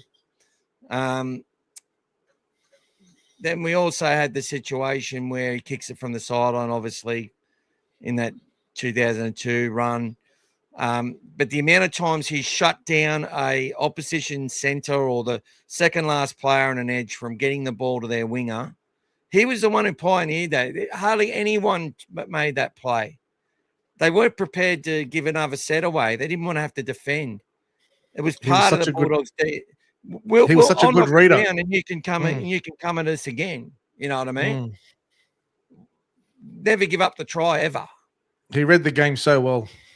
He read his timing. He was so efficient. He was definitely. People say, "Oh, you know," they talk about speed. Hassan was zippy, but he definitely wasn't fast compared to some of those other blokes over a distance. But he always got there. You know, the way he had limited space and could score tries. Now I look at Carraz and go, he scores tries that other wingers don't score. You sit there and go, that there's no try on here, but he does it. He scores it. Hassan was like that too. The try he had a lot of work to do when he got the ball from Sherwin in the grand final. He had a heap of work to do. Fiddler still says it was held up. Like, he's still dirty about it. You think, and that's what it comes down to. Like, I love all these players as players and that, but when you get into their psyche, they didn't rate Hassan the same as they rate themselves, right? Because the Roosters, that's their whole thing. Like, Gus said it the other day, and I actually agree. They're at their best when they're cocky, when they're confident. And that's the sort of attitude they have. They thought they were better than the Bulldogs in every single way. And it still eats at them today that they lost that grand final. And I love it. And I fucking love it. I love that Trent Barrett's last victory as a Bulldog was against the Roosters. A team stacked with stars, and we beat them. What was it? Joey Manu fucking laughing because he broke our hearts. But what was it? Aaron Schott put him into touch, I think. You know, big rivalry there with the Roosters, which is why I hope that AJ scores a double and just gets it done this week in opposition territory. Starting to agree with some people, though. Sorry, Gas, that they probably shouldn't run on the field. Well, when you see Wayne Bennett, integrity of the game, in my opinion, is that you let the game play, do it later. When you see what Wayne Bennett said in the press conference, it's hard to argue. To be honest with you, from that perspective, it's hard to argue. Yeah, it is. It is. He But makes a very Joby made valid a- point. Yeah, Joby made a point though, which I agree that the AFL do it, and it's great. This is what Wayne was trying to separate. He goes, "That's not our game." This is what he kept trying to say. He didn't want to say AFL, but he goes, "That's not our game." Yeah. So imagine if you've scored the try, then you've got momentum. So how long is it going to take before you get everyone off the field? This is his mindset. Is it going to be half an hour, an hour? How long before you get, depending on the game and the crowd, before you get everyone off the field? Is it 20 minutes? Is it 10 minutes? Now the NRL's coming out saying that we're going to enforce the 5,500 fines and all these things, and not to let players come on, people running on the field. Let's see the kind of security they're going to have down there on Friday, and see what that looks like. It'll be interesting. So, yeah. But if everyone runs on, I'm going on as well. If they're running on, I'm going on too. So, yeah, it's a moment in history. But the other thing that you can finish off on Hazem is he played in the era that you couldn't touch the corner post as well, guys, when you scored your tries. So you had to get the ball down without touching the corner post. Now they can touch the corner post, do whatever, and still get the ball down. And that's why you see a lot more of these unbelievably spectacular tries, which they didn't do before because they couldn't touch the corner post. So the game has changed. So, who knows how many more tries and points he would have got. And you have to remember, even in his point scoring record, his first 4 or 5 seasons, he was playing with Darryl Halligan, who was still kicking all the goals. So he wasn't kicking all those goals until Halligan retired. So he only kicked those in the last 2/3 of his career. So, had he done that at the start, who knows how much more, and whether Cameron Smith could have caught that or not. So that's an interesting one. But he also still has the point scoring record, which I think was it 342, Michael? The most points in a season by a player, 342. Still owns that record. 342 points without touching the corner. 342 tries points in a season. So kicking the ball at that level. So, so there you go, guys. But let's keep going through some of these chats, mate. We'll catch up on those and then we'll keep moving. So, looks like Zane used to be a Para supporter, but that's not the case anymore. That's it. Now he's got blue and white in his veins. He come across from the Eels, mate. Yeah, no, he's already thrown those jerseys away, mate. He's donated them to the charity bins. They're already gone. So yeah, Harry's asking him to do some to follow his Bulldogs commentary. Don't ruin the poor kid, mate, with the language, please, Harry. Good shout. Good shout. Timmy's asking, are we surprised that Ezra Mam didn't start last week? I know he's been named, I think, in the team this week, but it looks like they might probably do the same thing.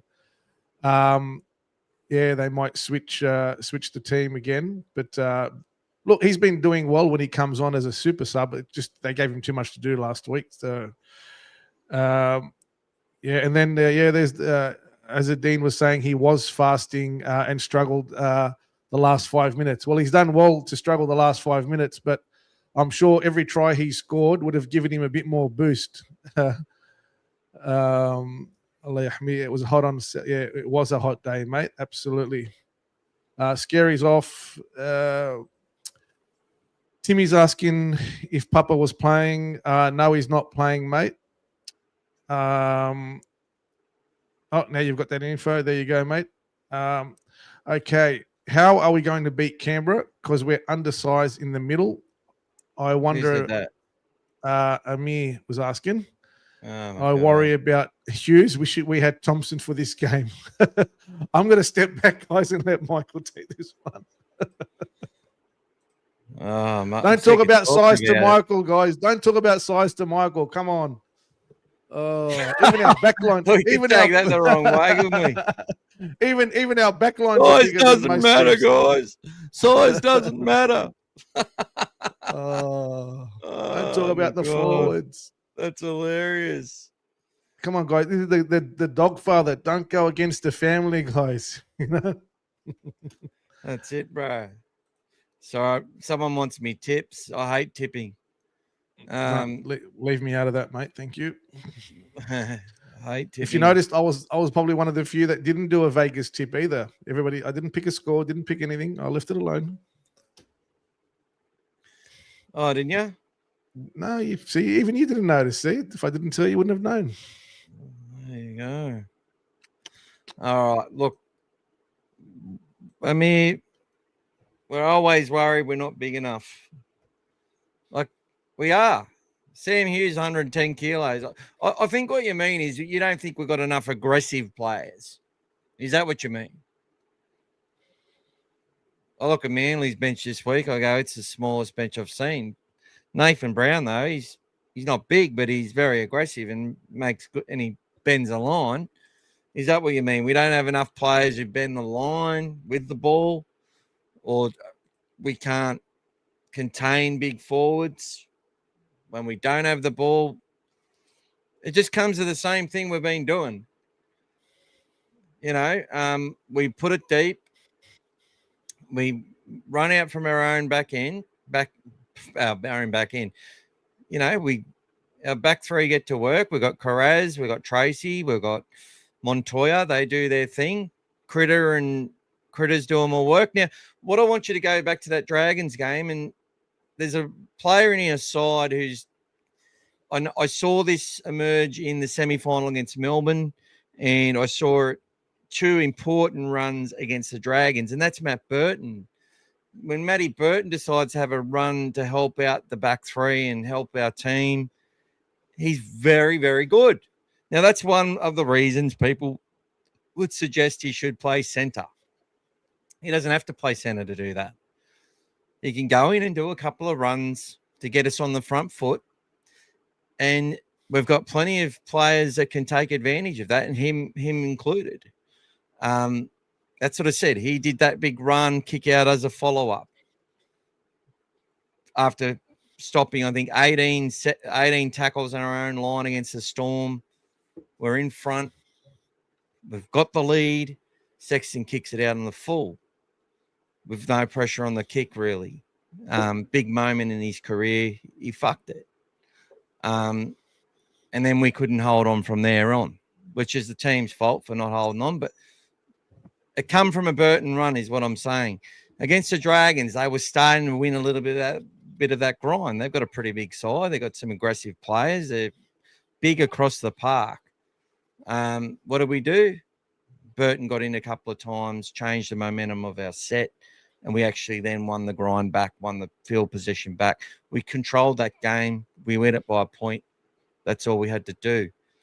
Burton's another one who can help in that space. Kickout had a lot more workman type runs in that game as well. Made a lot of meters. So what I'm suggesting is that we've got some players that have had a good preseason. They're fit. They've been able to recover after that game. It's been a big trip. They get to prepare now and get ready for this game next Thursday night. There should be no excuses, but it is still early. The Raiders will be battle hardened after 2 games away from home. But if there's any cracks to show from them, it will be in how well they can operate under the middle. I think losing Josh Papali this week for them is a good thing. I think that he, I don't think they need Josh anymore. And that's not saying he's not a great player. He didn't help Queensland in game 3 because he did. And he's still he's a big boy and does great things, right? But they've got the players who are seasoned and are good enough to cover his spot there. They've got enough depth in that area. It's not a big deal. He gets a freshen up this week, can go again next week against us. He'll come straight back into that side, and he will be chomping at the bit for the Bulldogs. But as I said, put a follow-up comment there that I've put on the screen for you. What is it? That's what I mean, mate. My bad. We need that intimidation in the middle, I feel. Yeah, look, I know it's great. And look, I know exactly what you mean. I know what you mean, Amir. But the game's not the same as anymore. I think that intimidation factor isn't really helping a lot of sides. I will say, though, that James Fisher-Harris and Moses Leota are the best two at that, and they're not big. They're not big as in their actual weight and their actual height. They're not huge, but they own teams. Payne Haas, as big and athletic as he is, doesn't really go around and belt blokes. He hurts them, I'm sure. Like, you know, if I played 2 minutes with these guys, I'd have my rotator cuff would be gone. Just trying to tackle the halfback, I'd probably burst my shoulder open. You know, like I'd be dead in 5 minutes. Like, the shit they put their body through, these people in this game, is immense. And look, in my opinion, they've got their strengths through the middle. They've got an energetic back row. They're smart. They operate through similar channels up the field. They will target our little men through that. They'll try to draw Kickow and Preston away from the edge. The game plan to beat the Bulldogs, I watch it every week, what teams try to do and where they try to put their players. What our system has been built on is how our players engage in the contact. And as I said, catch, carry, drag a lot of the time. But one thing I did notice in the Dragons game, and I've noticed it in our New South Wales Cup game, if people are watching close enough, is that our boys, I feel, are hitting a little bit harder than they were the year before, which was a little bit harder than the year before that. I think everything is coming together over time.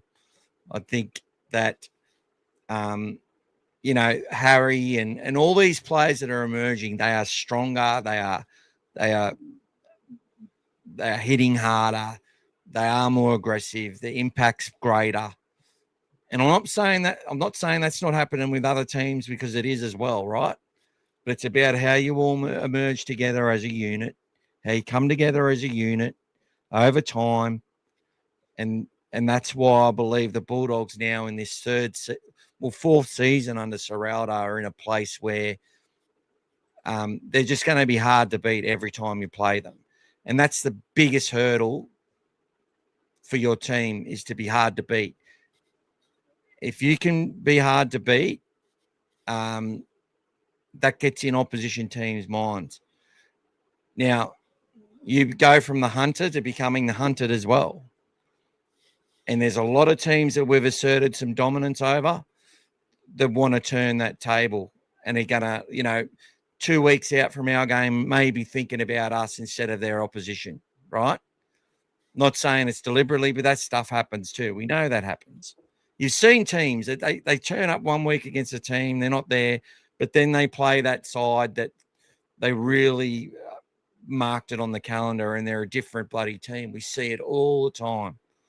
So for me, Amir, you just got to back these boys, get in there and watch out the contact. Kurt Mann's coming in. He's 85 kilos. He comes off the bench. He's a second man in. You watch how many people he leaves on the ground. There's intimidation factor all through our side. We have a lot of fans, and I've had to train myself out of this, just a tunnel vision on the game in a certain fucking way. It's not the same. It's faster, and there's different levels of contact and different levels in the way they do things. If you go and watch a park football game, and this is where people get their sort of heads, they lose their heads a bit, and watch some reserve graders and watch them dominate.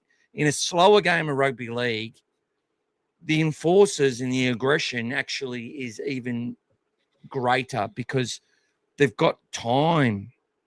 They've got time with their defense to hit harder. You know, some of the punishment's worse for the players as far as that goes. The game's too fast to be losing your mind. And if you go and watch Critter in that little 2-minute clip, when he's sitting there saying, focus, guys, don't worry about that bullshit. Don't be dragged into that crap. Don't go out there and think you got a one out and smash someone with your ego. because we've got a job to do. We've got to go to a dark place. We've got to have faster line speed than the opposition.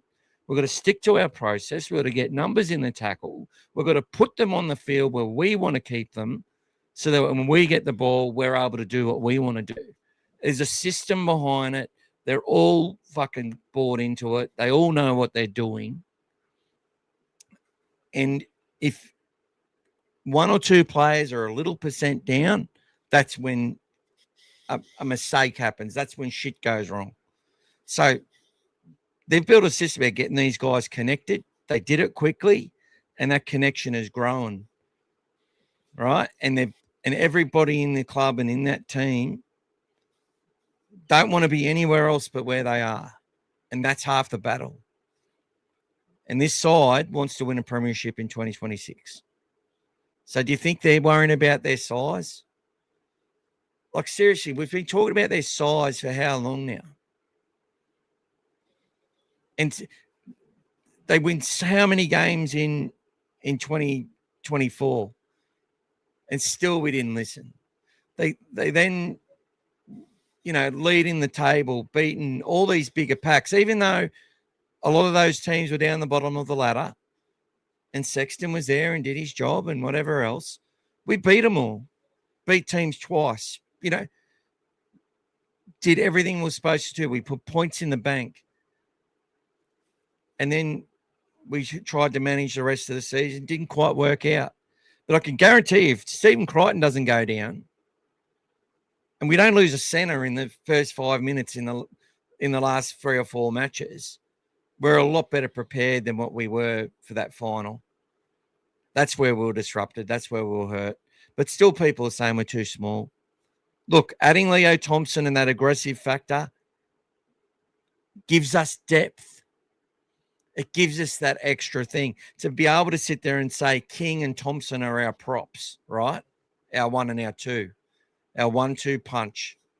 And for every other forward in our system to say there's 2 front rows in front of us, not 1, 2. 2 quality leaders now in our pack. That's, to me, is the big deal. That's the great thing. Not that Thompson's massive, because he's not anyway. He plays aggressive. He runs into the contact. He's a fucking hard man.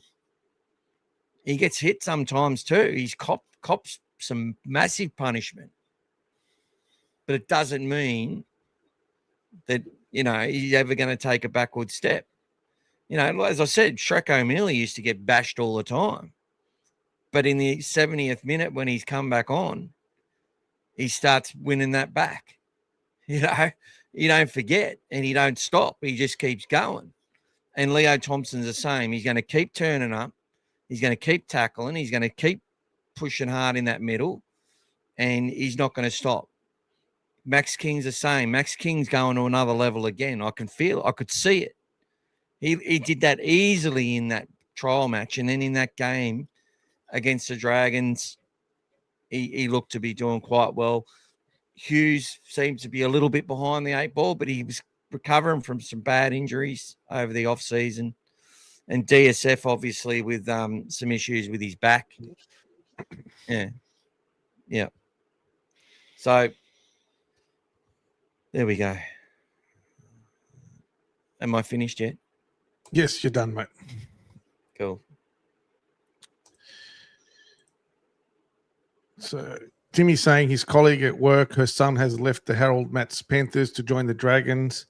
I was told a heap of the Harold Matts Panthers have recently joined the Dragon squad. That's might be. Yep, Panthers have a big production going on out there, mate. As you know. Who cares? Guess it happens once in a generation. It's not something that's going to continue to happen. I'm not sure exactly what you're referring to back 18 minutes ago, mate. What were we on about, mate? Just refresh my mind. Refresh my mind, mate. Tell us what we're on about. Break even. Get your hands off, mate. Get your hands off. Harry's saying great pickup. Again, not sure what you're referring to, Harry, but Yeah, you're welcome, mate. All good. So, I get smashed on one, I get picked up on the other. Thanks, buddy. Timmy loves Zane. He's got plenty of skill and talent. Yeah, thanks, Timmy. Papa will be ready for the Bulldogs. Yep. But, like the Raiders will be match ready, guys. They will have 2 big away games, irrespective of what happens against the Warriors. They know that we pulled their pants down last year. They still can't believe they lost that game to us, leading 20-0. So they will be absolutely pumped, and hopefully they're too excited to play us, and we're ready for them. Yep, that was the correction there. Leo would have been great for this game. Yes. We're becoming dogs of war again. Yes, we are, Moosebag. Harry, let's hope the Warriors bash the Faders on Friday. Well, you know what? It was probably in their mind the other day when the Manly scored those quick 14 points to come back. They would have been thinking this is Broncos all over again. It would have been psychologically. Luckily, the guy that delivered didn't have the psychological blow that the other players did.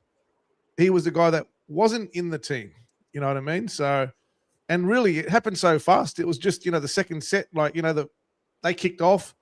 Manly ran the ball, kicked down. They came back the other side. They had a good set, and they got into position. And, what was it? 37 meters out, bang, pops it. It wasn't even, most people thought he was just going to be kicking for a corner. It just kind of happened. So yeah, mate, that would have been devastating for them to lose again. So that's all good. D, welcome. In the last 2 wins over the Raiders, we have targeted their right with success. Do we still expect that to be the tactic, despite Critter and Carey switching now to the more dominant left side?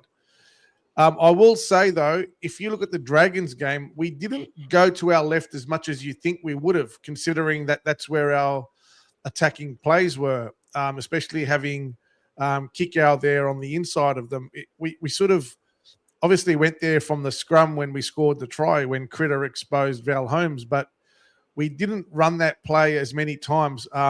Let's see how we go moving forward. I'm sure there's a lot of tricks up the sleeve of the Bulldogs. We did expose the Dragons up the left side, but that was more as well coming off our line.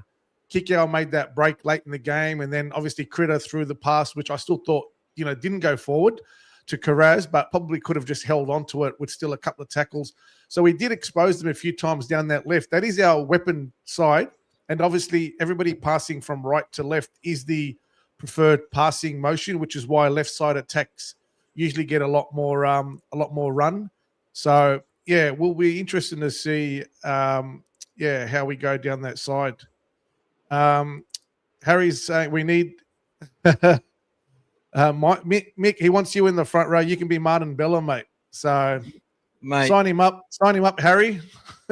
mate, I'd be dead in 5 minutes, mate.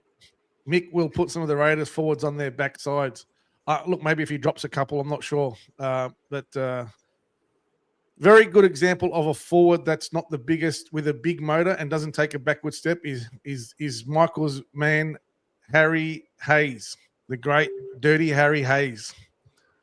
So I'll tell you Harry Hayes, mate. Let's talk about Harry again. That's what I was trying to say is that Harry Hayes, what he's built. Let's look at him behind me. Harry's comment, just so you know, was about the corner post as a pickup. It was thanks, Haz. I was trying to tell you because I was going to tell you, but I'll let you go. It's okay, mate. It's okay. JB was talking about running on the field. That's all right, mate. G'day, Josh. Welcome to you. Watching. Look at Josh. He's got his little Joshy's little photo. I made that photo. So there you go. I created that about 4 years ago, 3 or 4 years ago on AI. So there you go. Go, Josh. Go, Josh. But guys, let's do a quiz, shall we? Let's do a quiz. Ooh, Bulldogs quiz and time. Raiders quiz. So we're going to have 5 questions. Everyone playing at home.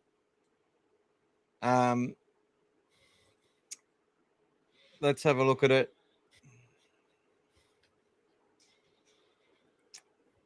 So Bulldogs versus Raiders history quiz. We're going to start with the first question. I'm going to put it up there. And you've got 3 options to choose from. Who has scored the most points in a match between the two clubs? Is it Hazem El Masri, Reece Martin, or Laurie Daly? Guys, we'll get to your stuff soon, Harry. Tell me, people, in the comments, who has scored the most points in a match between two clubs, between our two clubs? Hazem El Masri, Reece Martin, or Laurie Daly? So what they're saying, guys, is in one match that was between the Raiders and the Bulldogs, one of these 3 players has scored the most points, like a lot of points. So which one of these 3 has scored the most points? So don't forget, guys, you might want to pick someone who potentially is a goal kicker. Not sure, but you never know.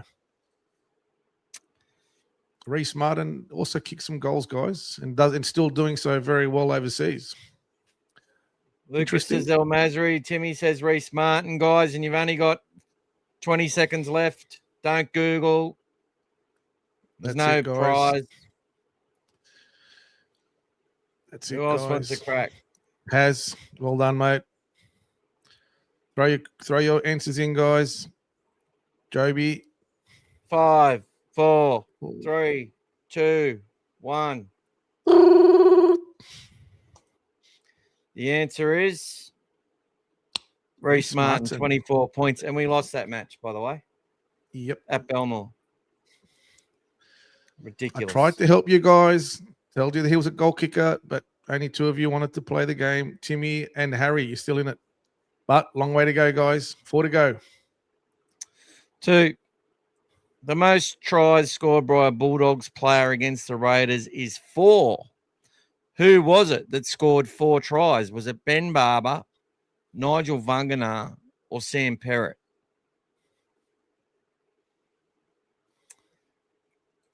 So, out of all those 3 guys, one of them scored 4 tries in a match against the Raiders.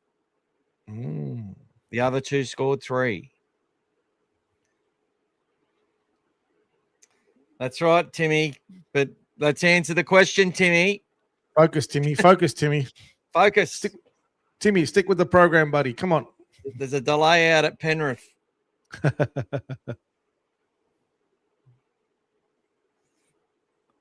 Yeah. Did Blake Austin play in that match with Joey Leilua? I'm not sure. Might have been around that time. Lucas says Perrott. Timmy says Vunganar. Vunganar did also score 5 once, didn't he? So I think he's the only Bulldog to score 5 tries. Joby says Vunganar. Come on, Timmy. Oh, you already said something. Who else was there? Harry. Come on, Harry. I'm going to say Benny Barber, guys. Benny Barber. Well, you can't see the answers, can you? No, I can't see the answers. I can see what you're seeing. Benny Barber scored 4 tries in a match against the Raiders, the only player to do so. So no one got that right except Gas. Andy Sage said BB. I don't know when that came in. For you, Gas. Snuck one in. Oh, Andy snuck in Benny Barber. Well done. I think that game we might have won, though. Well, there's delays in when people are watching too, people. When Benny Barber scores 4, I think that game we win. Yeah. Question 3. The Bulldogs' biggest winning margin over the Raiders is 48 points.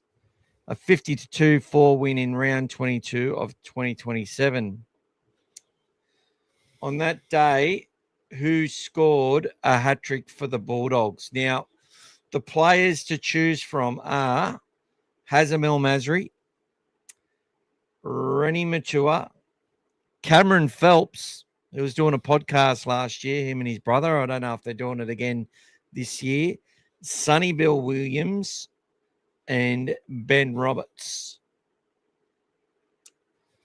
So he scored a number of tries that day. Which player scored a hat-trick? Was it Hazem El Masri, Rennie Matua, Cameron Phelps, Sonny Bill Williams, or Ben Roberts? round 22 of 2007. I think I remember this game. I think I've got my answer, guys. Let's see you guys come in first. I think I'm confident with this one. Yeah, Harry, Rocket didn't get 4 against the Raiders, though, I don't think. Andy says Haslam. Timmy says Sonny Bill Williams. Lucas says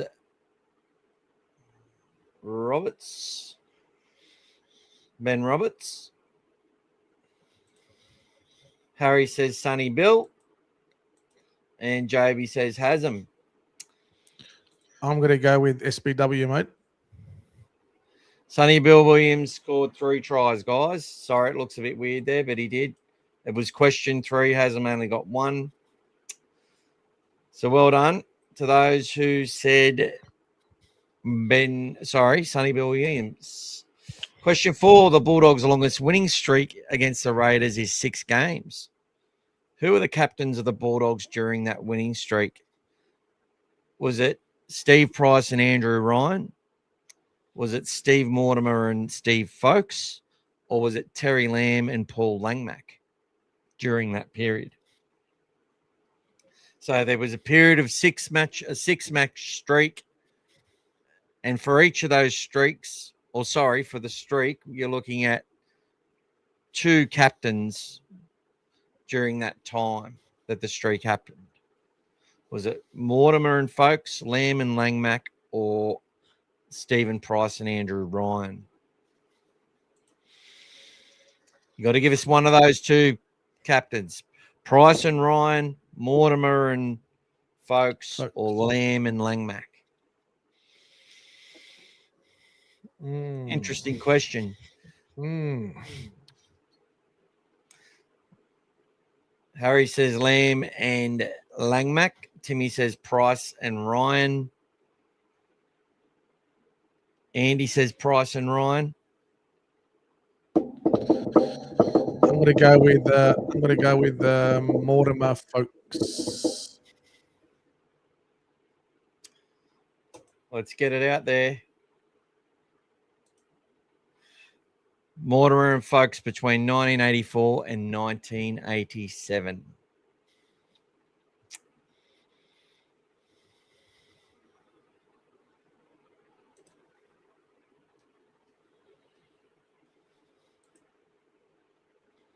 What's going on?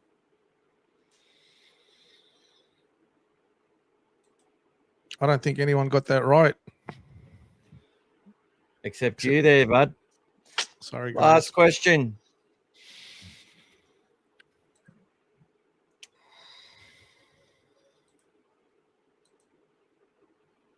Oh, sorry, I've had to do this across the bottom. Bulldogs have had a 53% winning record against the Raiders, 79 matches for 42 wins and 37 losses. What is the winning percentage for the Bulldogs playing at the Raiders' home ground? Is it 43.5%, 54.2%, or 49%?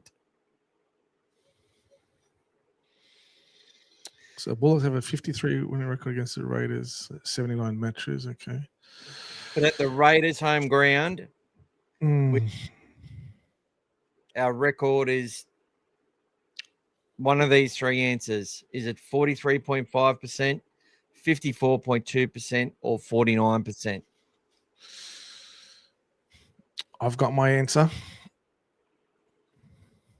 Shoei says 54.2. Lucas says 49. What's yours there, Gas? I think it's 43.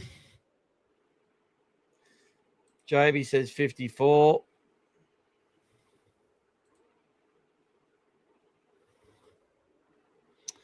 Answer is 43.5%, 39 matches played for 17 wins. So that's the answer. Gas got Guys, it right again. You have to remember, guys, that they had a great team. They had a great team down there in Canberra for a long time. So we didn't always come away with the cookies there. So hard to beat there usually in the cold as well. Yeah. So when they had the Fab Four or the Fab Five, and Meninga and Daly and Stewart and Clyde and all the teams, guys. They had a gun team, Belcher. They had so many gun players, Mullins, over the years. So, Harry, what's Harry saying? ChatGPT says 55. What are you looking at, mate? Hey, what are you doing cheating? You're probably checking it after, I'm hoping. ChatGPT is always wrong. Trust me. They tried telling me Haslam's last game was against the Panthers and that we won 34-18. It was against the Eels. It was the semi-final against the Eels. Well, it was the Warriors. Was the last season game. Yeah. But we do have a good record. It's still a good record, I believe. It's good. It's good. It's only going to get better. It's only going to get better. Andy used to go to watch the games at Canberra. Oh, sorry. Used to go watch the games in Canberra. At my Canberra mates used to always give it to me. That's all right, mate. We can have the last laugh. I'm guessing this is scared me as a young kid. I had nightmares over him dead set. No. The Fijian. I'm lucky we know who you're talking about, Matt, because that is absolutely nowhere near the correct spelling of his name, Harry. Thank God you call the game better than you can read them, mate. Woof. It's all right. But he was a devastating player. They had some really tough players, but even Ferguson used to be a danger man back in the day. So don't show our age. We need to do a commentary, I think. Just do a stream where we're commentating the game. The three of us. It's a bit hard though when you want to watch the game. Yeah, I know. But and we can't obviously stream an NRL game live. I'll get kicked off everywhere. But we could definitely probably do it on TikTok, but not on YouTube. That's for sure. Harry, I think it's Nandruku as well, buddy. Not Mandruku. Sounded out, he said. I'll pay that, Harry. That's all good, mate. Nandruku. No one, Andrew. Yeah, there's some big boys back in those big boppers. But if you noticed, so Harry, Storm did that. Was there any commentary from the Vegas game, buddy? I haven't seen it yet. Saw your Galvin TikTok. Did you do a whole game? Andy, do you think Leo Thompson could be as good as Josh Jackson? Oh, different players, Leo. I think Josh Jackson would go down as one of the best players to never win a premiership for the Bulldogs. I'm glad he's in our system still. Look, I think Leo is just playing a different role, buddy. I think I'd probably look to compare him more with, do you think he could be as good as, an Asatasi or a Shrek or someone like that? I thought Martin Bella actually did quite well for us. What happened to Gas? Has disappeared? Oh, he's back.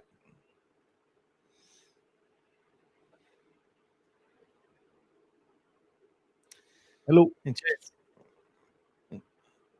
mate. I don't know what happened. It's all right. Yeah, I remember Quinton Pong here too. He was a bit of a beast.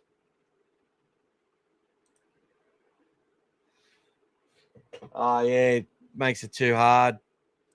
I totally understand you.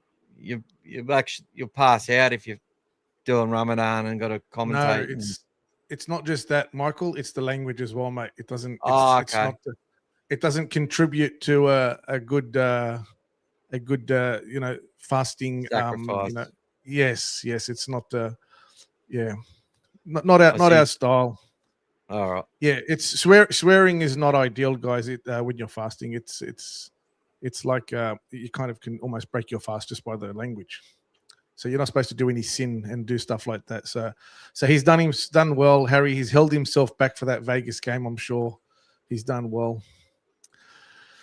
Cement Gillespie, yes, that's a name, Timmy. That was one of my favorite players growing up. That was the one I wanted to meet when I was at school and everything coming through. David Cement Gillespie, yes, missing the thumb that he lost in the garbage truck incident when he got stuck when he was at work. Yes, guys, those guys used to work back in the day and then come to training. They all had jobs. But yeah, David Cement Gillespie, what a player. He was tough as they come.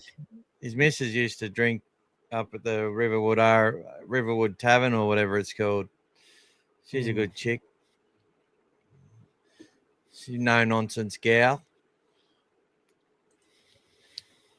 Yeah, Lazarus is 100%. Go to three different. He's probably top 2. Yeah, it's definitely up there. Influential as anything, mate. Definitely up there, Harry. Payne Haas isn't at that level yet. I don't care what anyone says. We want to sit there and glorify how, like, I think he's a great bloke and he's been through a lot, but he hasn't reached his potential, in my opinion. I always feel like he's holding back in some way. It's pretty hard to say when he runs 300 fucking meters. I know that. Like, I must sound like a dickhead. Sorry for swearing. But Glenn Lazarus, to me, was the epitome of that's what I mean. The middle back then. Look, if Payne Haas was playing back then, I think he plays a little bit differently as well. I think he plays a bit more aggressively. I think he plays, and I think he would do really well, obviously, in any era because he's so fit. He's so got the fact he's got speed, he's got hip movement. I'm probably talking myself. Huge motor, and he can do things that, look, Payne Haas, I think, sees the games probably like some halfbacks do. You know what I mean? Like, he is very good, and I think he will ascend to be the best. I just don't. A lot of us look at it by records, but I think Glenn Lazarus, obviously went to Melbourne. What he did with the Broncos, he was in a good side, but he was the difference between them, from where they were to where they got to. And then just his consistency. He was great for New South Wales, great for Australia.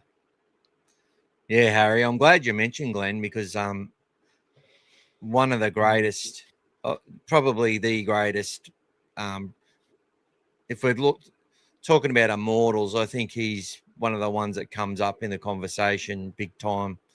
Payne Haas, I think he gets his moment eventually. I still think Payne Haas could do a whole lot more. It sounds wrong to say that because what he contributes, but you can see when he does where he offloads and stuff, and it's not hard. It's easy. And he rarely makes mistakes with what he does. He doesn't put his team under pressure, rarely at all. Like, he's so good. And I think there's more in him. God help us. Like a man amongst boys. I think Wayne Bennett's going to love having Payne Haas come to South Sydney. That's all I know.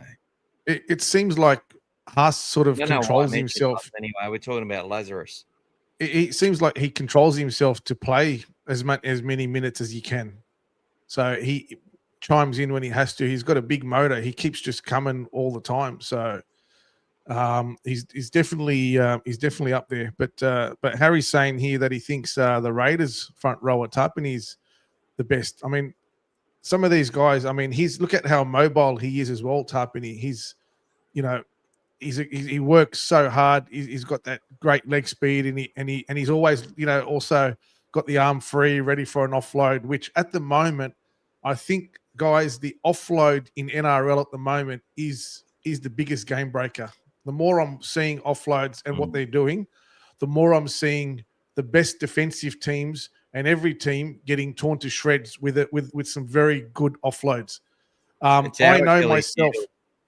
Yeah, I know myself when I'm watching games and I see an offload come out, I'm screaming, stop the offloads. Like, it's just a killer. Like, that's where that, you can break up a game and you can get second phase. And it's why the Bulldogs have now started to make sure that every offload is used wisely and it's straight away spread out, and it's not just offload and then just run straight back in behind the ruck and take another tackle. It's basically offload and off you go. And like you saw King the other day, although it was a penalty, one of his best passes of the season in the last 2 seasons was that pass he threw next. So the offload is very underrated, and we do have some great exponents in the offloads, especially Kikau and Karaz. And Karaz led the offloads last year, although he led it jointly with Payne Haas. So they both were equal on the same number, but Karaz played less games than Payne Haas as well. So on average, he was doing more offloads per game than anyone else. And Kikau's another one that when he's on and he wants to, he just will get in there, take the impact, turn around just like Karaz does, and then that little underarm push out offload that comes out, and you have to be ready for it, guys, because that's where you create that second phase, and the good teams can make that count, and then basically get the team on the back foot, and then off you go from there. You start to run the next play and go from there. So yeah, so it's a very good play. But one thing for us, Connor Tracy last year was number 1 in the NRL for support play by a country mile. So as a fullback in his basically second year as fullback, to be the number 1 support player, everyone talks about how you have to be that. He was leaps and bounds ahead of anyone else as a support player. And that's an outstanding achievement by him, and he'll continue to do that. Just always be there, that presence. Some of the best players that did that before used to have good results. Billy Slater, all these guys were always there in support, ready for something. And Connor Tracy, you see him, he's always there supporting and ready for an offload or ready for a pass or ready for something that comes through. And he puts a lot of effort into his games. So his work rate and energy is unbelievable. So, he's the best fullback we've got at the moment, and he's doing an amazing job. So last year, when we were doing well, Connor Tracy was doing well. When he wasn't there or when he was struggling, we struggled as well. So he's a massive part of our team, guys. So, but yeah, I know we're back on the forwards. So we've also got here, Timmy's talking about Ruben Wiki, great Raiders legend as well, yes. Started off in the centres, ended up in the front row. Yep, as some players do. I think was it the Panthers that started off with a winger and finished in the lock, and also he went to Cronulla. What was his name? Played Origin. Who was the Panthers player playing on the wing, and then went to Luke Lewis. Was it Luke Lewis? Yeah, Luke Lewis started on the wing and ended up in the lock. So yeah, some of the best forwards start in the back line. All right. So I actually wanted to finish talking about Tapine. I think he's up there for the rating of the best, to be honest. I think you're right, Harry. He's one of the best, most consistent. He's a leader of the pack, leader of men, and someone you got to really watch for. Agree with the offload stuff. We spoke numerous times about Karaz and his offloads, and that Connor Tracy was the number 1 support player. So these things are immense. We want to see probably our forwards get a bit more of our offloads as well, because it's that's where a lot of the holes open up. But you got to look at the way we play. Our back 3 are basically forwards for us, and Karaz's second phase play is so essential to our sets, not just being a kick for field position at the end of it. They enable us to do a little bit more and sort of turn that screw a little bit more. I think depending on where the game is at will depend whether we do something with that offload. I think we've seen some good intent in the trial and in the first round after we've got some stuff away. But Jacob Karaz's offloads, as I said last week, I think someone raised it it can make the heart rate go up when he's doing offloads because he'll get some wrong. But generally, if he's not doing that, we're going to really struggle to get field position in some sets. It's been essential. And that's why the addition of Thompson and the seasoning of these extra forwards is so important to what we want to do moving forward, because it'll, as Harry alluded to earlier as well, Harry Hayes and these sort of players, another season under their belt, another preseason, another unheralded performance. We talk the Dally M points. Gas sent them through earlier as well. I think they were pretty good. Critter and Birdo, and I think Cookie got a point. Kikau got points. Look, you couldn't everyone who got points, you couldn't take the points off them, in my opinion. But I could have taken a point off each of the guys who got multiples and thrown a point on a Presto's and Tracy's way as well. Yep. Ruben Wiki, great Raiders legend, yeah. And it's the Ruben Wiki Cup. Harry says most underrated player. Sean Berrigan, definitely, and he broke our hearts in the worst possible fucking way. And I hate talking about him. We had his little brother Barry in the Bulldogs for a while. Andy reckons Josh should have played for Australia. I think he did play for Australia at some point. Definitely played a lot of Origin. Yeah, he didn't play enough Origin, Josh Jackson. Harry Shute, David Staggs definitely underrated, and someone that wasn't big, was he? He just worked his ass off. Great Queenslander as well. Played a lot. Nah, Luke Lewis can't. I think no. Lewis That was just a player who kept Hazem El Masri out of. He was just talking about what I was saying before. He's just answering that, Mick, before you jump on him. I'm not jumping on him. I'm actually jumping on myself here. I know what you're doing, but he's just answering before when I was searching for the player that came off the wing and ended up having a good career in the second row in the lock. That's all. Yeah. Luke Lewis is a fantastic player. I mean Luke Rooney. Rooney was the other one. Yeah.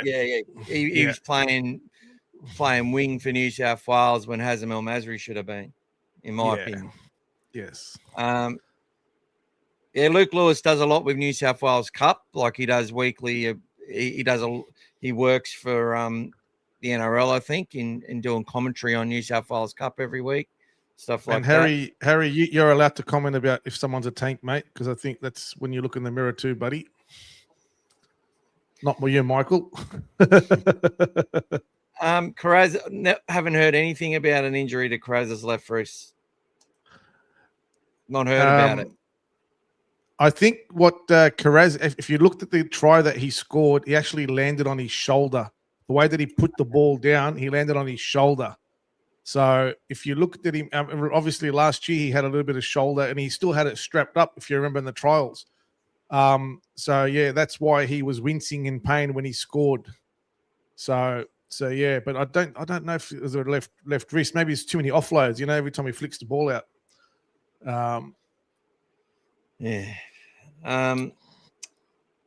Karaz definitely in the box seat. To me, the only difference between Lomax and Karaz, as far as what you're looking for out of your backfield, is his goal kicking ability. But even then, great striker of the ball. But like he gets that one from the sideline, we win the decider. Great things happen for Lomax after that. But I just think there's better goal kickers, more accurate in the team already. Like Nathan Cleary, 91%, as Joby pointed out. So Jacob's got to take that spot. And I think it was the hunger of his preseason, the hunger of everything. There's a couple of boys in our team that want to play for New South Wales this year. They know that's their next ticket to, get more money out of the club and stuff like that as well. Obviously, you make the big time when you play Origin. Obviously, a fucking dream as well.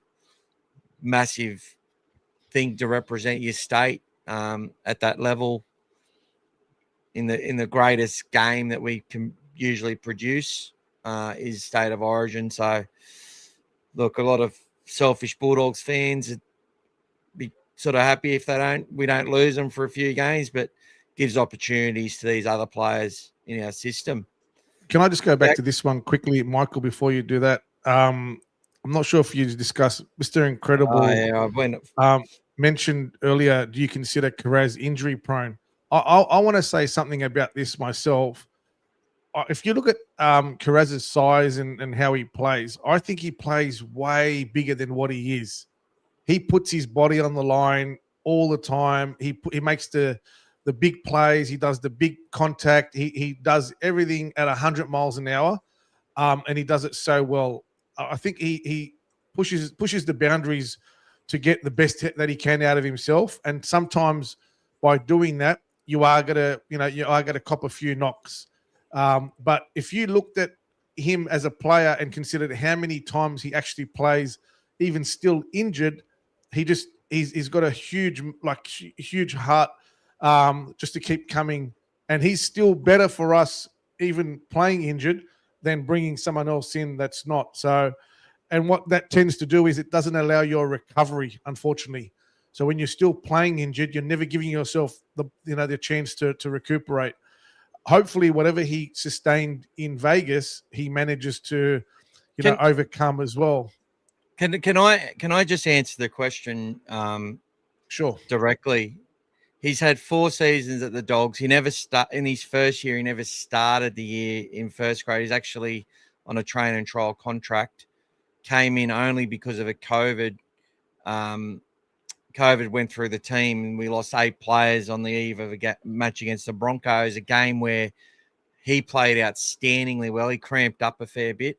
So in 4 seasons, or 3.5 seasons, I should say, or 3 and 60% of a season, he's played 79 matches, or let's say 78. So if we divide that, and he's played 19 games in 2023, 25 games in 2024, and he missed the start of the 2025 season. Now, he still made it for the 2026 season. So in my opinion, he's averaging over 20 matches a year. So 78 divided by 3.6, let's say 21.66 games a year. I would say that's great value. And he's only got better and better and lifted it. So, yeah, I don't think he's injury prone. I think he is prone to he's an NRL player who, as Gas was saying, does a lot of work. His teams are more physical with him now because of his ability. They want to smash him. They want to hit him harder. He's taken tough runs. Not taking shitty. He's unorthodox. He's taking runs off. If he's not catching the ball, he's taking the next hit up nearly every single set. He's taken a hit. I've taken a run every time we get a set out of our own end. He's taken a run. You can see the meters, 128 in his first season, 164, 189. Last year dropped a little bit, was higher than that, but didn't need to do as many return meters and stuff. We had a lot of possession, had a lot of field position. I mean, our forwards actually had more meters last year than usual because of the areas that we had the ball, which means our back three didn't need to as much.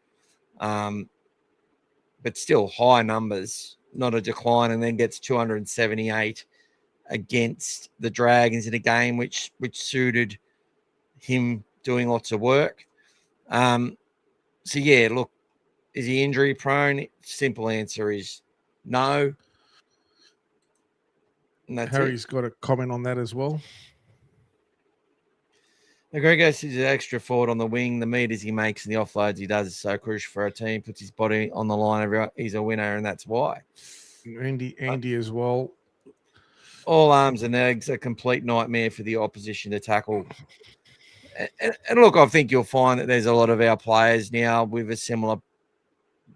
I sort of look at these all arms and legs sort of guys. Preston's a bit like that, and there's a few others coming through. I think they're fast And if they've got a good football mind and they're good people, they have a lot of attributes. Hey? My eyes are shutting.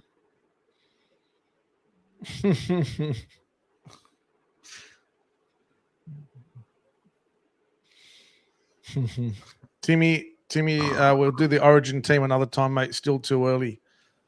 Did Harry ask earlier about your best? Harry asked earlier about your best 13 from last week. Oh, from the first best round. 13. Not something we really do, Harry, but we might look into that, mate. You know, it's very hard to determine who the best over 2 weeks, especially. It's a bit hard to do. But See you, Joby. it'd be interesting to hear yours, Harry, and have you share that with us every time you come on. And we'd love to have you on one day as well.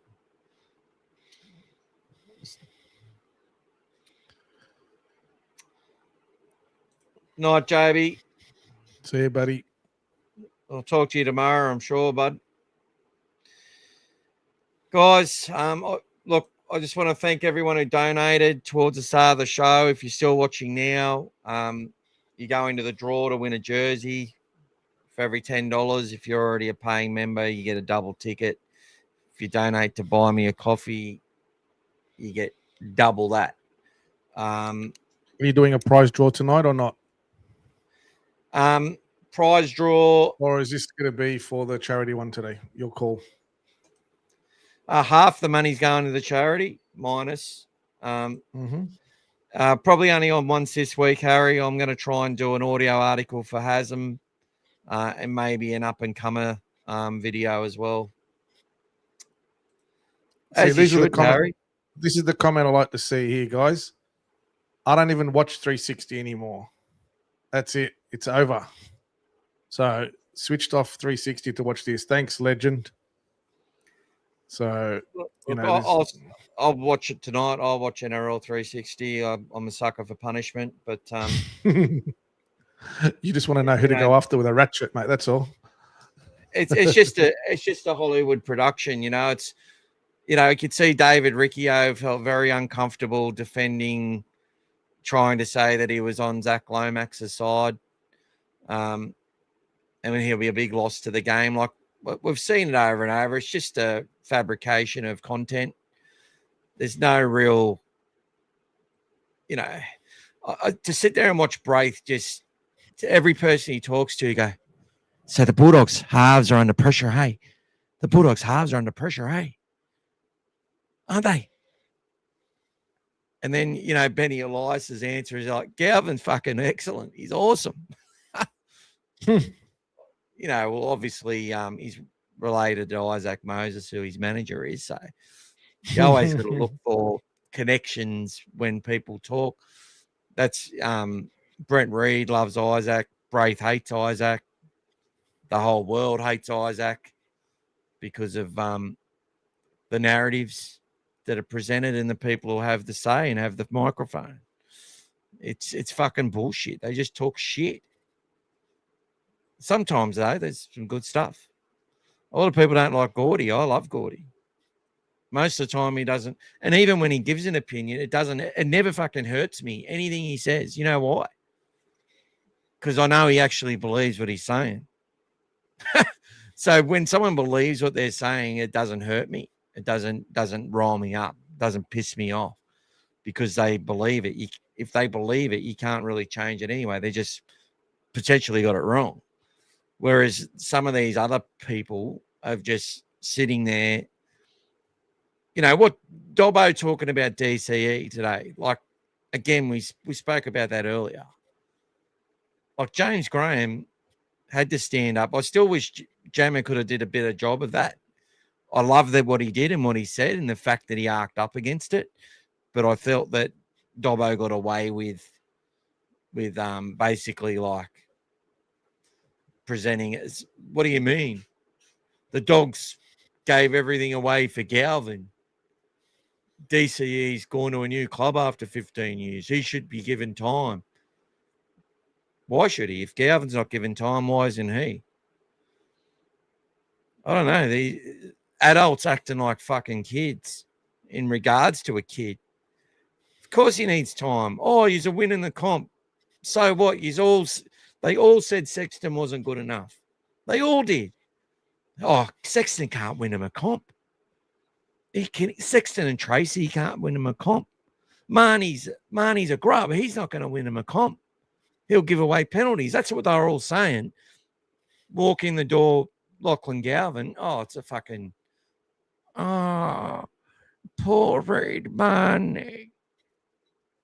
Fuck off. Hopefully he was the most Buzz 360. He was the most penalised player in 2024. Reed Marnie. Yep. He obviously didn't play the full year last year, but he was the most penalised player in 2024. And he had the most ineffective tackles in 2024, which is why the discussion came out about him at the end of that season in part of his review.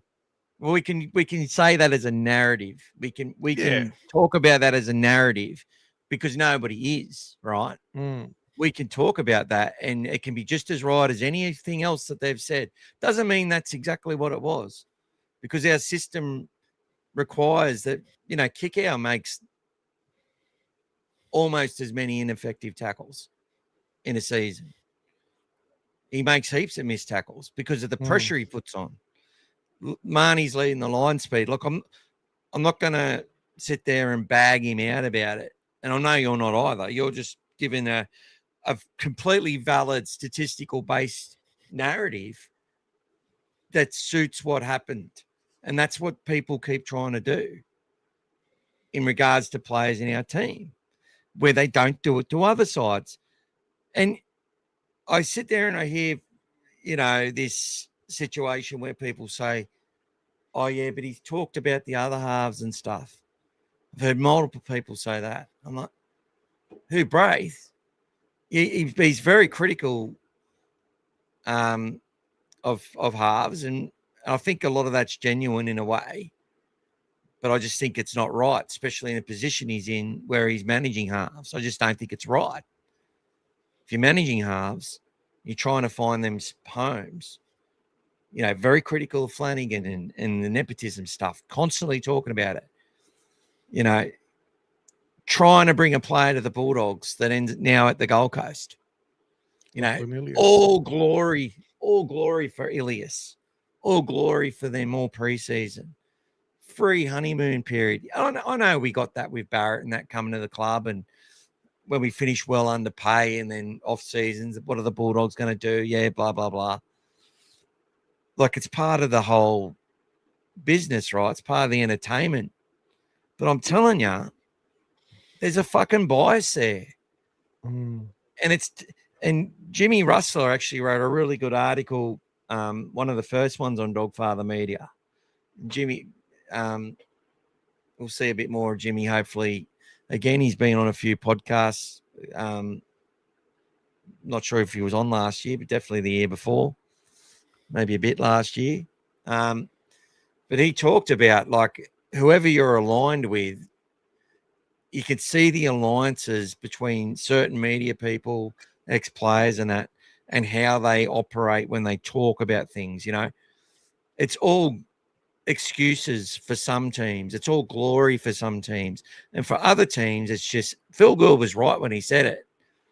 And it's good to galvanise, pardon the pun, our fan base. They do it because we're the Bulldogs and they don't fucking like us. They hate us. They hate our community. They hate our people. They hate the diversity in our group. They hate our passion. They don't fucking like us.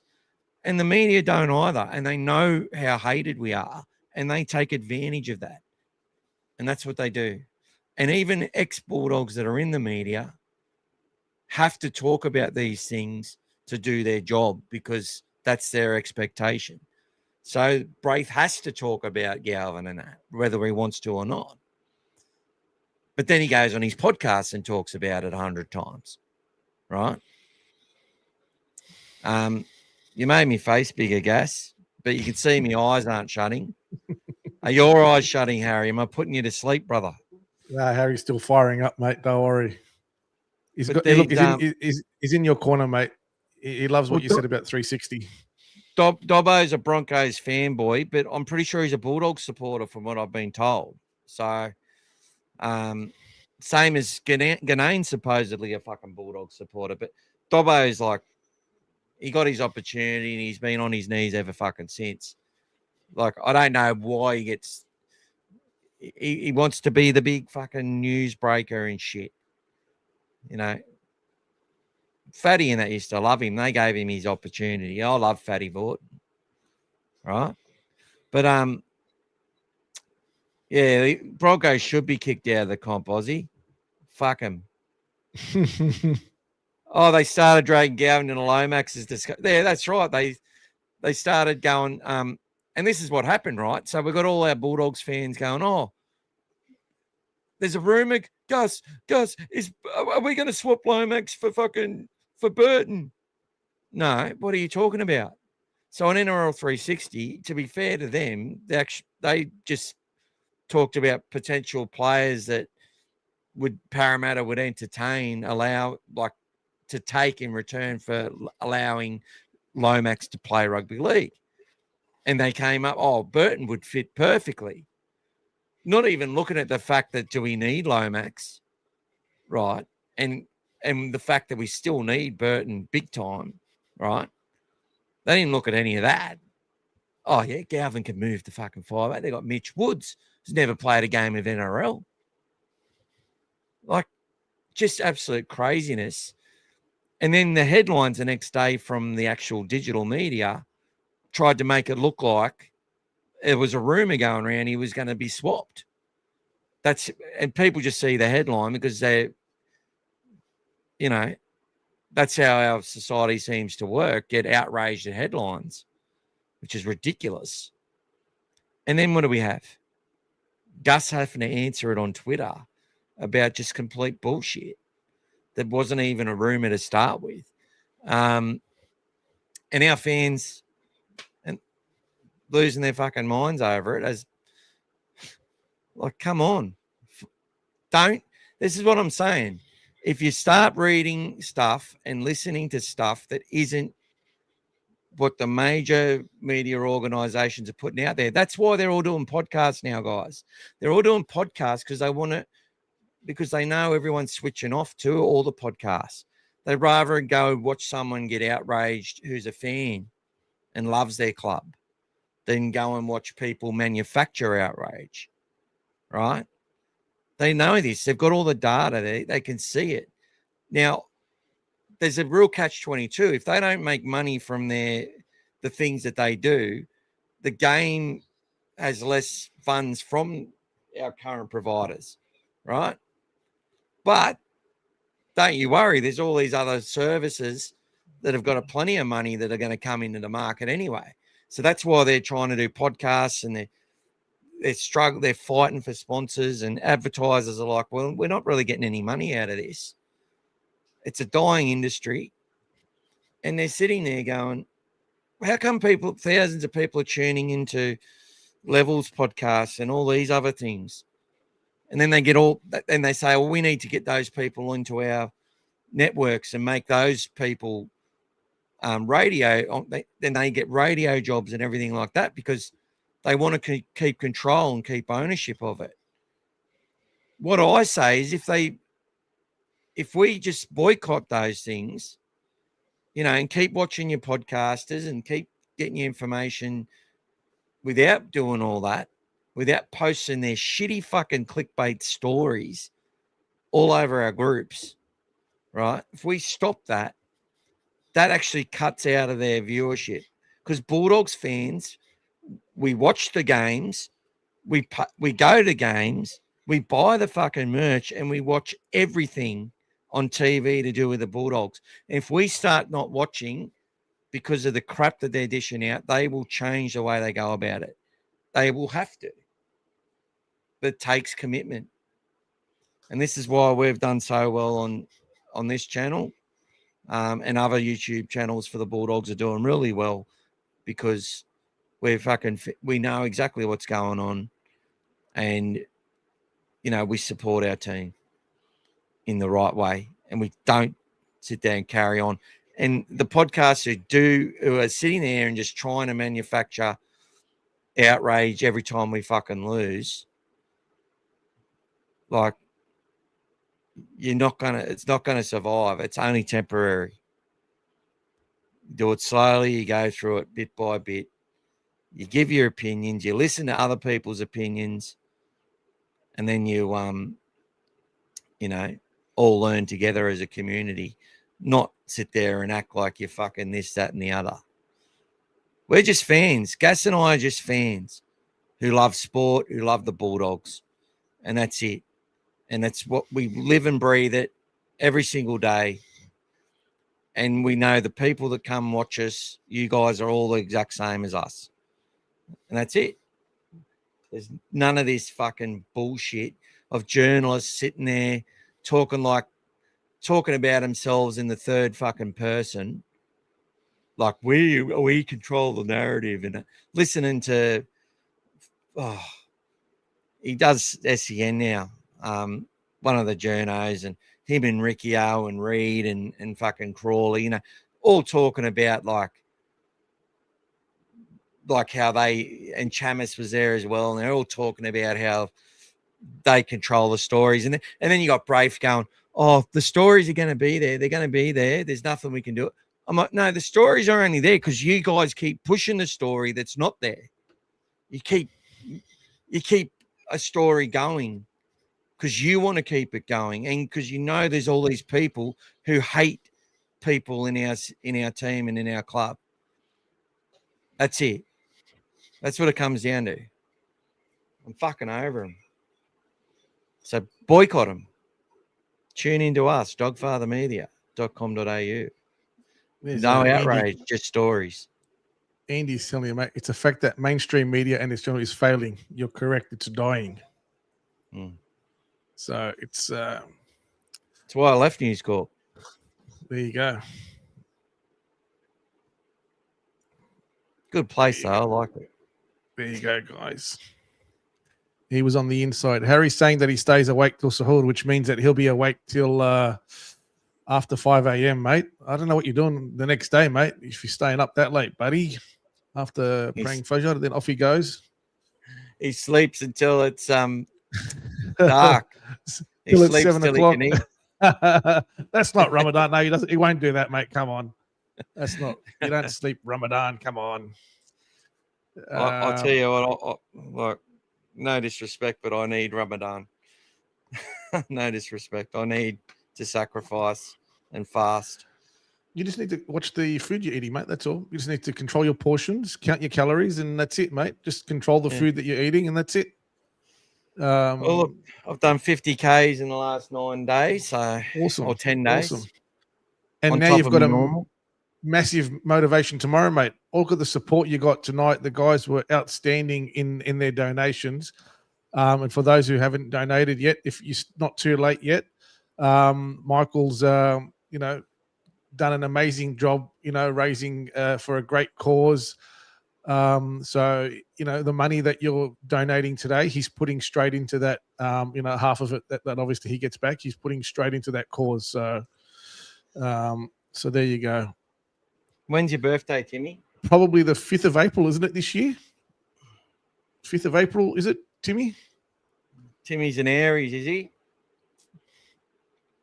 You're an Aries, Timmy. I'm going to enjoy my 40s for a few more months, mate. When are you 50? In Leo, mate. Leo. It'll be during the season, mate. Are you turning 50 this year? You don't look a day over 47, mate. Thanks, mate. I'm 49 in May.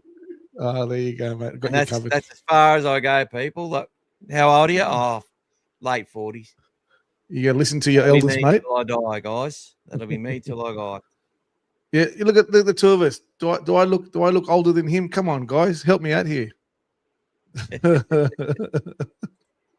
right, people. If you want to donate, we've got the barcode there. I'll be doing walks. I'm going live. I want Harry and I want the three of us to commentate a game as if we were maybe you can sync us up with the actual game while you're watching it, and we'll commentate it for you one day. Bulldogs fans. We'll call it Bulldogs Radio. Harry's giving you a nice message there, mate. What did he say? He says, you know what I've learned watching you guys is positivity. Love the good positive vibes that you guys bring. That's why I always only choose you guys over all those dribblers. Oh, thanks, you, Harry. Guys. Harry, what happened to your mate? 6 tackles with old mate. Your best friend, he was doing one last year. Are they going again this year? Over to you, Haz. Firas, you saying? Yeah, it might be Firas. I don't remember their name, but it was the name of the podcast was 6 tackles or something. They're really critical. Yeah, I had a crack at them because they were being too critical. It's all fucking doom and gloom all the time. But, fucking love the Bulldogs. They love the Bulldogs as much as I do, and I love – that's what I say. Even people I've banned from here, I still love how much they love the Bulldogs. They just can't handle – with Finchy, that's it. They can't handle how – I think you're on their show. You're on their show, Harry. There's his comment. He's over that shit talk, to be honest, bad energy.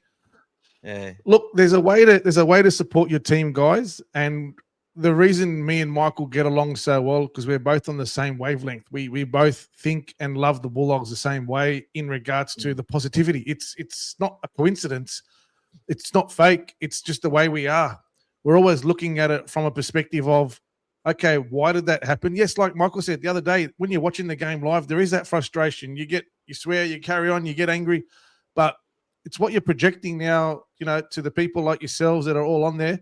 You would have all had, after a loss or something, you come in there, you've got your tail up, you're upset. You've had the weekend's been destroyed, especially if it's a Thursday or Friday night game. It's soul destroying to lose a game. And we lost a lot of Thursday games last year, so it was very tough. Yeah. But you come out of it. What we try to do is put that positive spin back in that we're trying to show legitimately. These are the things that that we take the positives out of.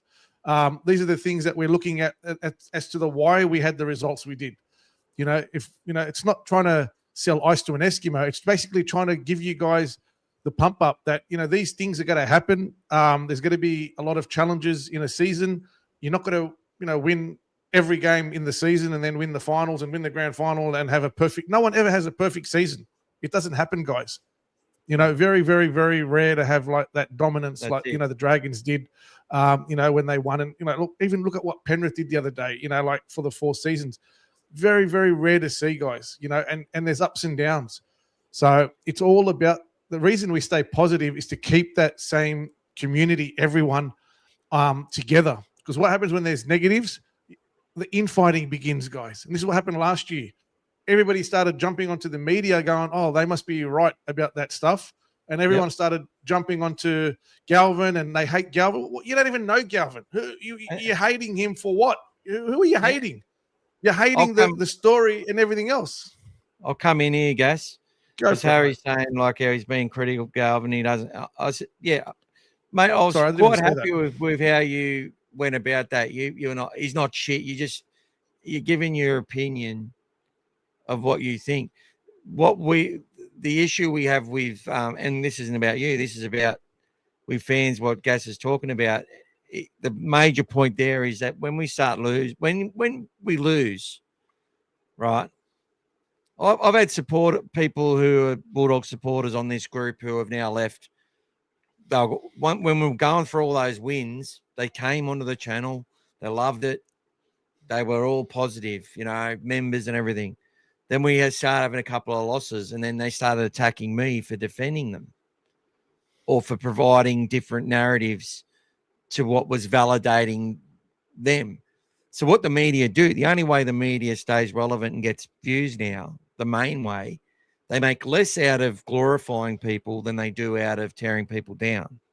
They get more views when they validate how fans feel after a loss. When, for the most part, men and young men lose control. and start typing shit and start ramming shit down people's throat. So it's different. It's gone from having a bit of banter and a bit of fun to actual just over the top, constant. And what they do is they make you feel right. They make you feel that what you're seeing because you lost is that. Now, the last thing I'm going to say is that people will talk about the Dolphins haven't learnt lessons with their defense or anything like that. They were about to take over that game until Cody Walker did his 40-20.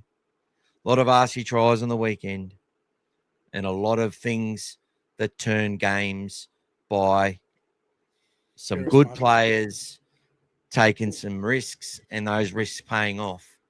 That was his first 40-20 in his career. His first ever one. He might get another one in the next game and he might get 4 for the season. They might be really important to win. But there'll be times where he puts it out in the full. There'll be times where it doesn't work. And, you know, the game and the outcomes may be different because of it. It's just a game. It's a game of chess. It's a game of risk. It's a game of chance. There's so much that goes into it. You're not guaranteed to ever win a premiership ever again. You might, I fucking hope that we do. But every team out there is not guaranteed anything. It is such a gladiatorial game. It is such a game played on a precipice of ability and luck and fitness and recovery. It's just a great fucking game and we love it and we live it every fucking day. And if I say F word again, Gas is going to bash me with his mind bullets that I can feel.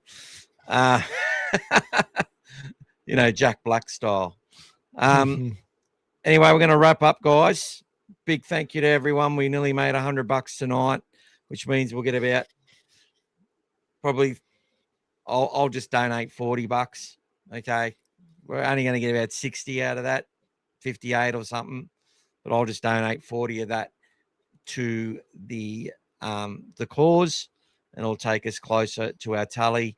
I've got a tally, a spreadsheet of all the money people have put in and how much, how many tickets they've got for the jersey next week. I might do a couple of lives during the week. I'm just showing these back, mate, just so people can see the generosity that these guys did from the start. JB put in 2 lots tonight, which is brilliant. So yeah, guys, I'm not going to do a random draw tonight because we're going to have a big draw next Tuesday, obviously. And all these people, majority of them have got tickets. I think everyone's here's got tickets that have paid money into that. So the bloody awesome. Thank you so much, everyone. I sent Brian's Jacob Preston number plate out today. So he's looking forward to that. And we should have some more merch. We're looking at some merch for Don't Break Defense because we've done some stuff with that. So hopefully that turns out well. That'll be coming from overseas shortly. Still waiting for that. But, yeah, lots of things we're looking at, guys, to try and give back. Yeah, it looks bloody awesome. I love what Andy said earlier. I caught myself giving lip service to the television. NRL 360, they want you to get triggered. They do. That's the thing. It's just a performance. Yeah. Andy says Warriors to bash Raiders. Highmarsh didn't win a premiership. They made 20 metres that set, by the way. Best defense set by Dolphins, and he kicks a 40-20. Biggest momentum killer you've ever seen.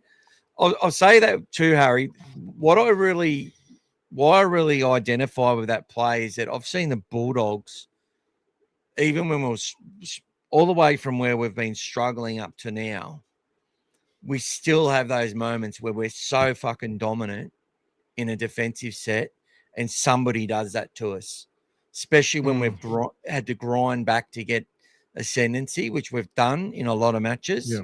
And against some of those better teams, that's been just such a thing where someone pulls out that play, or we get a fucking a charge down. You know, In and 2024, we did that a lot, Michael. Birdo kicked the most 40-20s in the season. He kicked 4 in the season.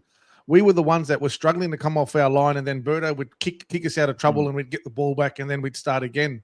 So it was it was sort of against us as well. But we're now getting on the other side. We're the ones having some good attacking sets and getting into if you look at the Dragons game, they were the ones coming off their line all the time. So, all right, guys. Thank you for your contribution tonight. I reckon you've had a really good crack, and I didn't give you a bloody an itinerary tonight, so you've had to come up with some of your own stuff. So that's really good job. Bit of bad planning on my part, but it was all good, and it sounded great, and we learned a lot of stuff and rehashed some stuff to some new audience members, I'm sure, that got to hear some really good insights about the Bulldogs and about a whole bunch of stuff. So thank you, mate. You've done a wonderful job, my friend. Keep up your walking, mate. You're doing a great job.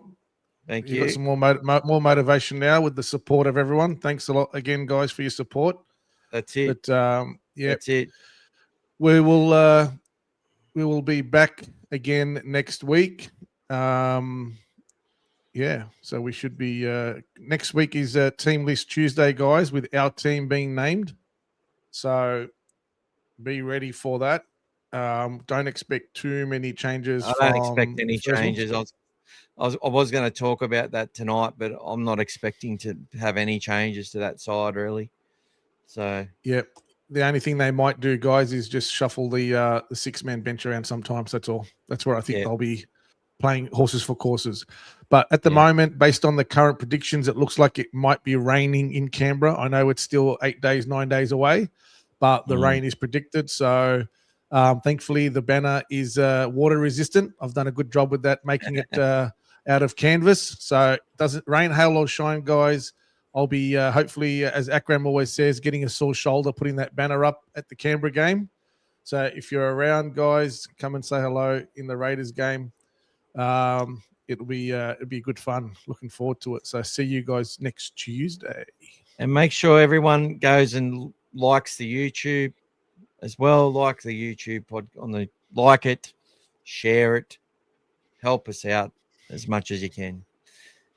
I'm over the rain too, Andy. I think Andy's been setting up the TVs for yes, the advertising boards for all the World Cup. The Women's World Cup, I'm pretty sure.